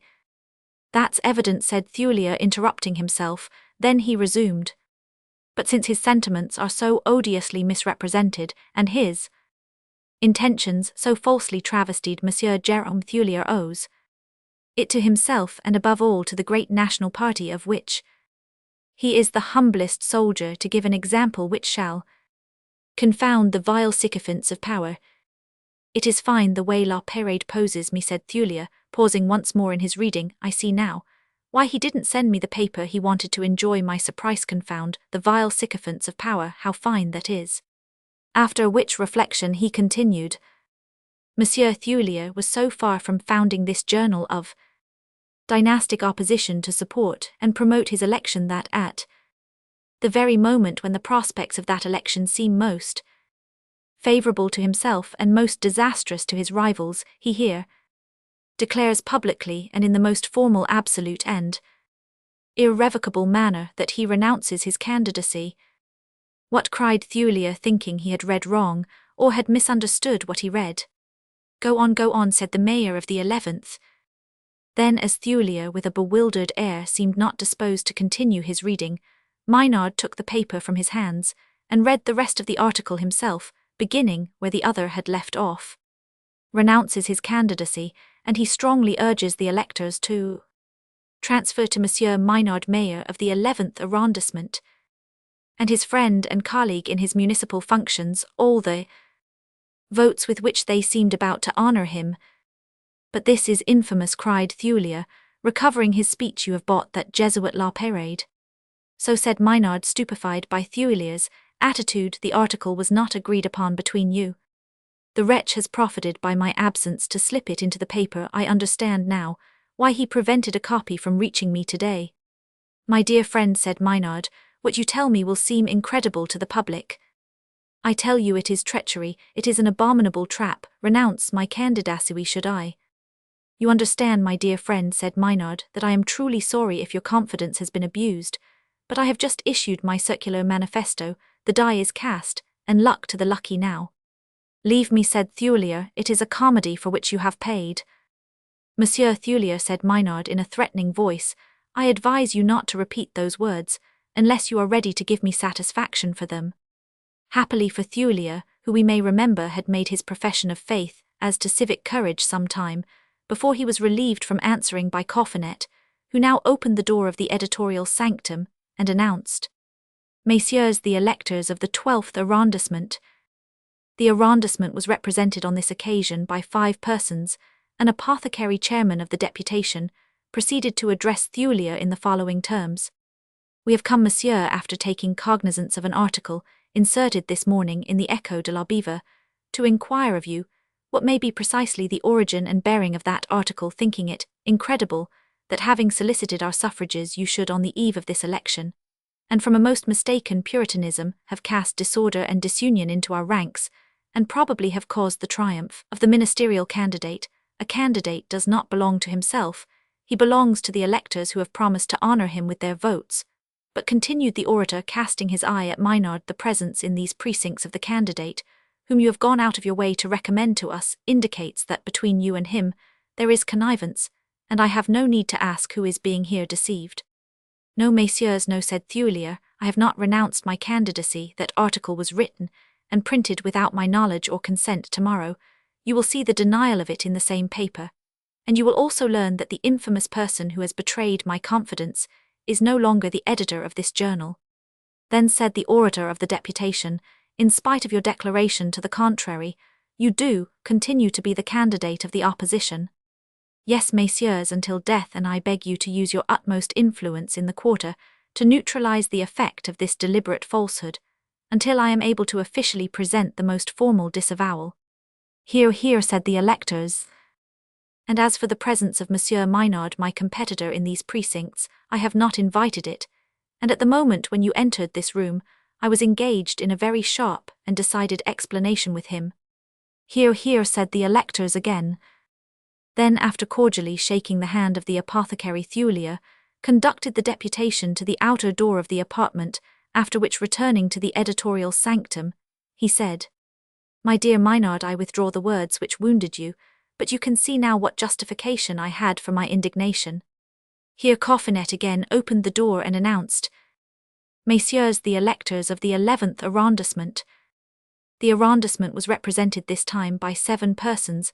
A linendraper, chairman of the delegation, addressed Thulier in the following speech. Monsieur, it is with sincere admiration that we have learned this morning from the columns of your paper the great civic act by which you have touched all hearts. You have shown, in thus retiring, a most unusual disinterestedness, and the esteem of your fellow citizens. Excuse me, said Thulier, interrupting him, I cannot allow you to continue. The article about which you are so good as to congratulate me was inserted by mistake. What, said the linendraper, then do you not retire? Can you suppose that, in opposition to the candidacy of Monsieur Maynard, whose presence in these precincts seems to me rather singular, you have the slightest chance of success? Monsieur, said Thulier, have the goodness to request the electors of your arrondissement to await the issue of tomorrow's paper, in which I shall furnish categorical explanations of the most distinct character. The article today is the result of a misunderstanding. It will be a sad pity, monsieur, said the linendraper, if you lose this occasion to place yourself in the eyes of your fellow citizens beside the Washingtons and other great men of antiquity. I say again tomorrow, messieurs, said Thulia, I am none the less sensible to the honor you do me, and I trust that when you know the whole truth I shall not suffer in your esteem. A pretty queer mess this, seems to be, said the voice of an elector. Yes, said another, it looks as if they meant to bamboozle us. Messieurs, messieurs, cried the chairman, putting a stop to the outbreak. Tomorrow we will wait until tomorrow for the promised explanations. Whereupon the deputation retired. It is not likely that Thulia would have accompanied them beyond the door of the sanctum, but in any case he was prevented by the sudden entrance of La Peyrade. I have just come from your house, my dear fellow, said the provincial. They told me I should find you here. You have come doubtless for the purpose of explaining to me the strange article you allowed yourself to insert in my name. Precisely, said La Peyrade, the remarkable man whom you know, and whose powerful influence you have already felt confided to me yesterday in your interests, the plans of the government. And I saw at once that your defeat was inevitable. I wished therefore to secure to you an honorable and dignified retreat. There was no time to lose. You were absent from Paris, and therefore— Very good, monsieur, said Thulia, but you will take notice that from the present moment you are no longer the editor of this paper. That is what I came to tell you. Perhaps you also came to settle the little account we have together. Messieurs, said Maynard, I see that this is a business interview. I shall therefore take leave of you. As soon as Maynard had left the room, La Peyrade pulled out his pocketbook. Here are 10,000 francs, he said, which I will beg you to remit to Mademoiselle Brigitte, and here also is the bond by which you secured the payment of 25,000 francs to Madame Lambert. That sum I have now paid in full, and here is the receipt. Very good, monsieur, said Thulia. La Peyrade bowed and went away. Serpent, said Thulia as he watched him go. Cerizet said the right thing, thought La Peyrade, a pompous imbecile. The blow struck at Thulia's candidacy was mortal, but Maynard did not profit by it. While the pair were contending for votes, a government man, an aide-de-camp to the king, arrived with his hands full of tobacco licenses and other electoral small change, and like the third thief, he slipped between the two who were thumping each other, and carried off the booty. It is needless to say that Brigitte did not get her farm in Beauce. That was only a mirage, by help of which Thulia was enticed out of Paris long enough for La Peyrade to deal his blow a service, rendered to the government on the one hand, but also a precious vengeance for the many humiliations he had undergone. Thulia had certainly some suspicions as to the complicity of Cerizet, but that worthy managed to justify himself, and by manoeuvring the sale of the Echo de la Bive, now become a nightmare to the luckless owner, he ended by appearing as white as snow. The paper was secretly bought up by Corentin, and the late opposition sheet became a canard sold on Sundays in the wine-shops, and concocted in the dens of the police. Chapter Romans 17, in the exercise of his functions. About 2 months after the scene in which La Peyrade had been convinced that through a crime of his past life his future was irrevocably settled, he being now married to his victim, who was beginning to have lucid intervals, though the full return of her reason would not take place, until the occasion indicated by the doctors was sitting one morning, with the head of the police in the latter's office, taking part in the work of the department. The young man was serving an apprenticeship under that great master in the difficult and delicate functions to which he was henceforth riveted, but Corentin found that his pupil did not bring to this initiation all the ardour and amiability that he desired. It was plain that in La Peyrade's soul there was a sense of forfeiture, and degradation time would get the better of that impression, but the callous was not yet formed. Opening a number of sealed envelopes enclosing the reports of his various agents, Corentin glanced over these documents, seldom as useful, as the public suppose, casting them one after another contemptuously into a basket whence they issued in a mass for a burning. But to one of them the great man evidently gave some particular attention. As he read it, a smile flickered on his lips, and when he had finished, instead of adding it to the pile in the basket, he gave it to La Peyrade. Here, he said, here's something that concerns you. It shows that in our profession, which just now seems to you unpleasantly serious, we do occasionally meet with comedies. Read it aloud, it will cheer me up. Before La Peyrade began to read, Corentin added, I ought to tell you that the report is from a man called Henry, whom Madame Carmorne introduced as manservant at the Thuiliers. You probably remember him. So, said La Peyrade, servants placed in families, is that one of your methods? Sometimes, replied Corentin, in order to know all we must use all means, but a great many lies are told about us on that subject. It is not true that the police, making a system of it, has at certain periods, by a general enrollment of lacqueys and ladysmaids, established a vast network in private families. Nothing is fixed and absolute in our manner of proceeding. We act in accordance with the time and circumstances. I wanted an ear and an influence in the Thulier household. Accordingly, I let loose the Godalo upon it, and she in turn, partly to assist herself, installed there one of our men, an intelligent fellow, as you will see for yourself. But for all that, if at another time a servant came and offered to sell me the secrets of his master, I should have him arrested, and let a warning reach the ears of the family, to distrust the other servants. Now go on, and read that report. Monsieur the Director of the Secret Police read La Peyrade aloud. I did not stay long with the little Baron. He is a man wholly occupied in frivolous pleasures, and there was nothing to be gathered there that was worthy of a report to you. I have found another place where I have already witnessed several things which fit into the mission that Madame de Godalo gave me, and therefore, thinking them likely to interest you, I hasten to bring them to your knowledge. The household in which I am now employed is that of an old savant named Monsieur Picot, who lives on a first-floor place de la Madeleine in the house and apartment formerly occupied by my late masters the Thuiliers. What, cried La Peyrade, interrupting his reading, Pierre Picot, that ruined old lunatic, occupying such an apartment as that? Go on, said Corentin. Life is full of many strange things. You'll find the explanation farther along, for our correspondent. It is the defect of those fellows to waste themselves on details, only too fond of darting his is. La Peyrade read on. The Thuiliers left this apartment some weeks ago to return to their Latin quarter. Mademoiselle Brigitte never really liked our sphere. Her total want of education made her ill at ease. Just because I speak correctly, she was always calling me the orator, and she could not endure Monsieur Pascal, her porter, because, being beadle in the Church of the Madeleine, he had manners. She even found something to say against the dealers in the great market behind the church, where of course she bought her provisions. She complained that they gave themselves capable airs merely because they are not so coarse-tongued as those of the Halle, and only laughed at her when she tried to beat them down. She has leased the whole house to a certain Monsieur Cerizet, a very ugly man with a nose all eaten away, for an annual rent of 55,000 francs. This tenant seems to know what he is about. He has lately married an actress at one of the minor theatres, Mademoiselle Olympe Cardinal, and he was just about to occupy himself the first-floor apartment, where he proposed to establish his present business, namely insurance for the darts of children, when Monsieur Picot, arriving from England with his wife, a very rich Englishwoman, saw the apartment and offered such a good price that Monsieur Cerizet felt constrained to take it. That was the time when, by the help of Roman 1000, Pascal the porter, with whom I have been careful to maintain good relations, I entered the household of Monsieur Picot. Monsieur Picot married to a rich Englishwoman, exclaimed La Peyrade, interrupting himself again, but it is incomprehensible. Go on, I tell you, said Corentin. You'll comprehend it presently.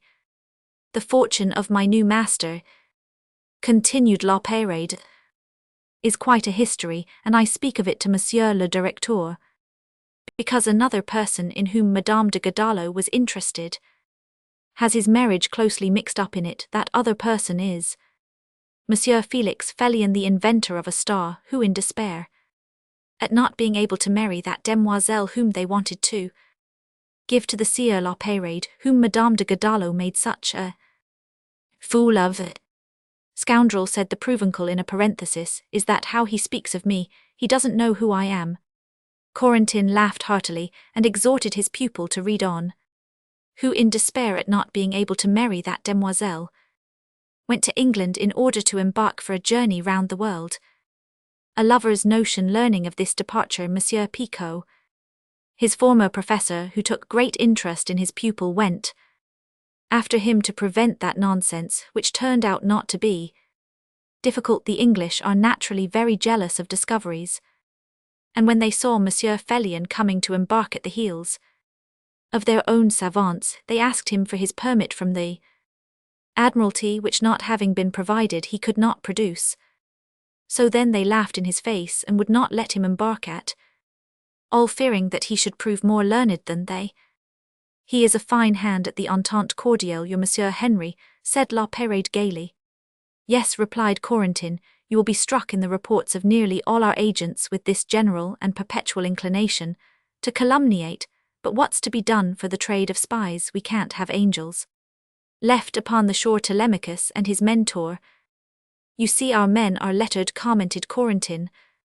Telemachus and his mentor thought best to return to France and were about to do so when Monsieur Picot received a letter such as none but an Englishwoman could write. It told him that the writer had read his theory of perpetual motion and had also heard of his magnificent discovery of a star, that she regarded him as a genius only second to Newton, and that if the hand of her who addressed him joined to £80,000 sterling, that is, 2,000,000 soft dot, was agreeable to him, it was at his disposal. The first thought of the good man was to make his pupil marry her, but finding that impossible, he told her before, excepting on his own account, that he was old and three-quarters blind and had never discovered a star, and did not own a penny.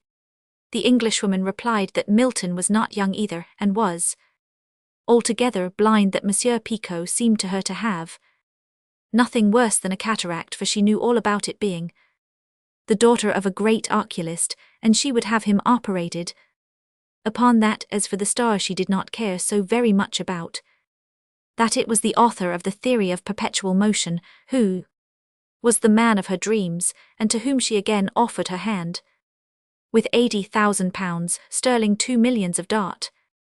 Monsieur Picot replied that if his sight were restored and she would consent to live in Paris, for he hated England, he would let himself be married. The operation was performed and was successful, and at the end of 3 weeks the newly married pair arrived in the capital. These details I obtained from the ladies maid with whom I am on the warmest terms. Oh, the puppy, said Corentin, laughing. The above is therefore hearsay, but what remains to be told to Monsieur le Directeur are facts of which I can speak de visu, and to which I am consequently in a position to certify as soon as Monsieur and Madame Picot had installed themselves, which was done in the most sumptuous and comfortable manner. My master gave me a number of invitations to dinner to carry to the Zeulier family, the Colville family, the Maynard family, the Abbe Gondrin, vicar of the Madeleine, and nearly all the guests who were present at another dinner a few months earlier, when he had an encounter with Mademoiselle Thulier, and behaved, I must say, in a rather singular manner. All the persons who received these invitations were so astonished to learn that the old man Picot had married a rich wife and was living in the Thuliers' old apartment, that most of them came to inquire of Monsieur Pascal the porter to see if they were hoaxed. The information they obtained being honest and honourable, the whole society arrived punctually on time, but Monsieur Picot did not appear. The guests were received by Madame Picot, who does not speak French and could only say, my husband is coming soon after, which, not being able to make further conversation, the company were dull and ill at ease. At last Monsieur Picot arrived, and all present were stupefied on seeing, instead of an old blind man, shabbily dressed, a handsome young elderly man bearing his years, jauntily like Monsieur Ferville of the Gymnase, who said with a lively air, I beg your pardon, mesdames, for not being here at the moment of your arrival, but I was at the Academy of Sciences, awaiting the result of an election, that of Monsieur Felix Felion, who has been elected unanimously, less 3 votes. This news seemed to have a great effect upon the company, so then Monsieur Picot resumed, I must also, mesdames, ask your pardon for the rather improper manner in which I behaved a short time ago in the house where we are now assembled. My excuse must be my late infirmity, the annoyances of a family lawsuit, and of an old housekeeper who robbed me and tormented me in 1,000 ways, from whom I am happily delivered today. You see me another man, rejuvenated and rich with the blessings bestowed upon me by the amiable woman who has given me her hand, and I should be in the happiest frame of mind to receive you if the recollection of my young friend, whose eminence as a man of science has just been consecrated by the Academy, did not cast upon my mind a veil of sadness all here present, continued Monsieur Picot, raising his voice, which is rather loud, or guilty towards him I for ingratitude when he gave me the glory of his discovery and the reward of his immortal labours, that young lady whom I see over there with tears in her eyes for having foolishly accused him of atheism, that other lady with the stern face for having harshly replied to the proposals of his noble father, whose white hairs she ought rather to have honoured, Monsieur Thulier for having sacrificed him to ambition, Monsieur Colville for not performing his part of father and choosing for his daughter the worthiest and most honourable man, Monsieur Maynard for having tried to foist his son into his place. There are but two persons in the room at this moment who have done him full justice, Madame Thulier and Monsieur l'Abbé Gondrin. Well, I shall now ask that man of God whether we can help doubting the divine justice when this generous young man, the victim of all of us, is at the present hour at the mercy of waves and tempests to which for 3 long years he is consigned. Providence is very powerful, monsieur, replied the Abbé Gondrin. God will protect Monsieur Felix Felion wherever he may be, and I have the firmest hope that 3 years hence he will be among his friends once more. But 3 years, said Monsieur Picot, will it still be time? Will Mademoiselle Colville have waited for him? Yes, I swear it, cried the young girl, carried away by an impulse she could not control. Then she sat down again, quite ashamed, and burst into tears. And you, Mademoiselle Thulier, and you, Madame Colville, you permit this young lady to reserve herself for one who is worthy of her? Yes, yes, cried everybody, for Monsieur Picot's voice, which is very full and sonorous, seemed to have tears in it and affected everybody. Then it is time, he said, to forgive Providence. And rushing suddenly to the door where my ear was glued to the keyhole, he very nearly caught me. Announce, he said to me in a very loud tone of voice, Monsieur Felix Felion and his family.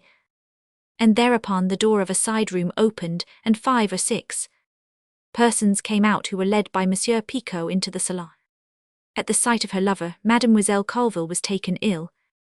But the faint lasted only a minute. Seeing Monsieur Felix at her feet, she threw herself into Madame Thulier's arms, crying out, Godmother, you always told me to hope.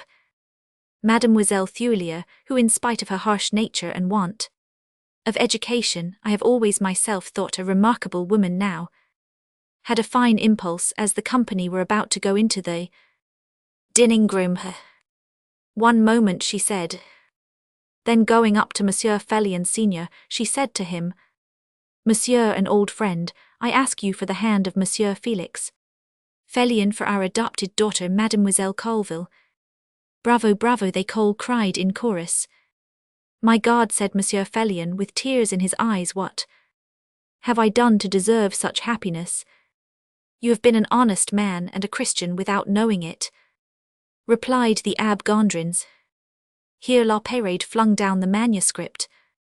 You did not finish it, said Corentin, taking back the paper. However, there's not much more. Monsieur Henry confesses to me that the scene had moved him. He also says that, knowing the interest I had formerly taken in the marriage, he thought he ought to inform me of its conclusion, ending with a slightly veiled suggestion of a fee. No, stay, resumed Corentin, here is a detail of some importance. The English woman seems to have made it known during dinner that, having no heirs, her fortune after the lives of herself and her husband will go to Felix, that will make him powerfully rich one of these days. La Peyrade had risen and was striding about the room with rapid steps. Well, said Corentin, what is the matter with you? Nothing. That is not true, said the great detective. I think you envy the happiness of that young man, my dear fellow. Permit me to tell you that, if such a conclusion were to your taste, you should have acted as he has done. When I sent you 2,000 francs on which to study law, I did not intend you to succeed me. I expected you to row your galley laboriously, to have the needful courage for obscure and painful toil, your day would infallibly have come, but you chose to violate fortune. Monsieur, I mean hasten it, reap it before it ripened. You flung yourself into journalism, then into business, questionable business. You made acquaintance with Messieurs Dudok, and serres it frankly. I think you fortunate to have entered the port, which harbours you today. In any case, you are not sufficiently simple of heart to have really valued the joys reserved for Felix Felion. These bourgeois, said La Peyrade quickly. I know them now. They have great absurdities, great vices, even, but they have virtues, or at the least estimable qualities. In them lies the vital force of our corrupt society. Your society, said Corentin, smiling. You speak as if you were still in the ranks. You have another sphere, my dear fellow, and you must learn to be more content with your lot. Governments, past societies perish or dwindle, but we dominate all things. The police is eternal. Translator's note. Note: this volume Les Petits Bourgeois was not published until 1854, more than 3 years after Balzac's death, although he says of it in March 1844, I must tell you that my work, entitled Les Petits Bourgeois, owing to difficulties of execution, requires still a month's labour, although the book is entirely written. And again in October 1846, he says it is too such scruples, care in perfecting his work, that delays which have injured several of my works are due. For instance, Les Paysans, which has long been nearly finished, and Les Petits Bourgeois, which has been in type at the printing office for the last 18 months.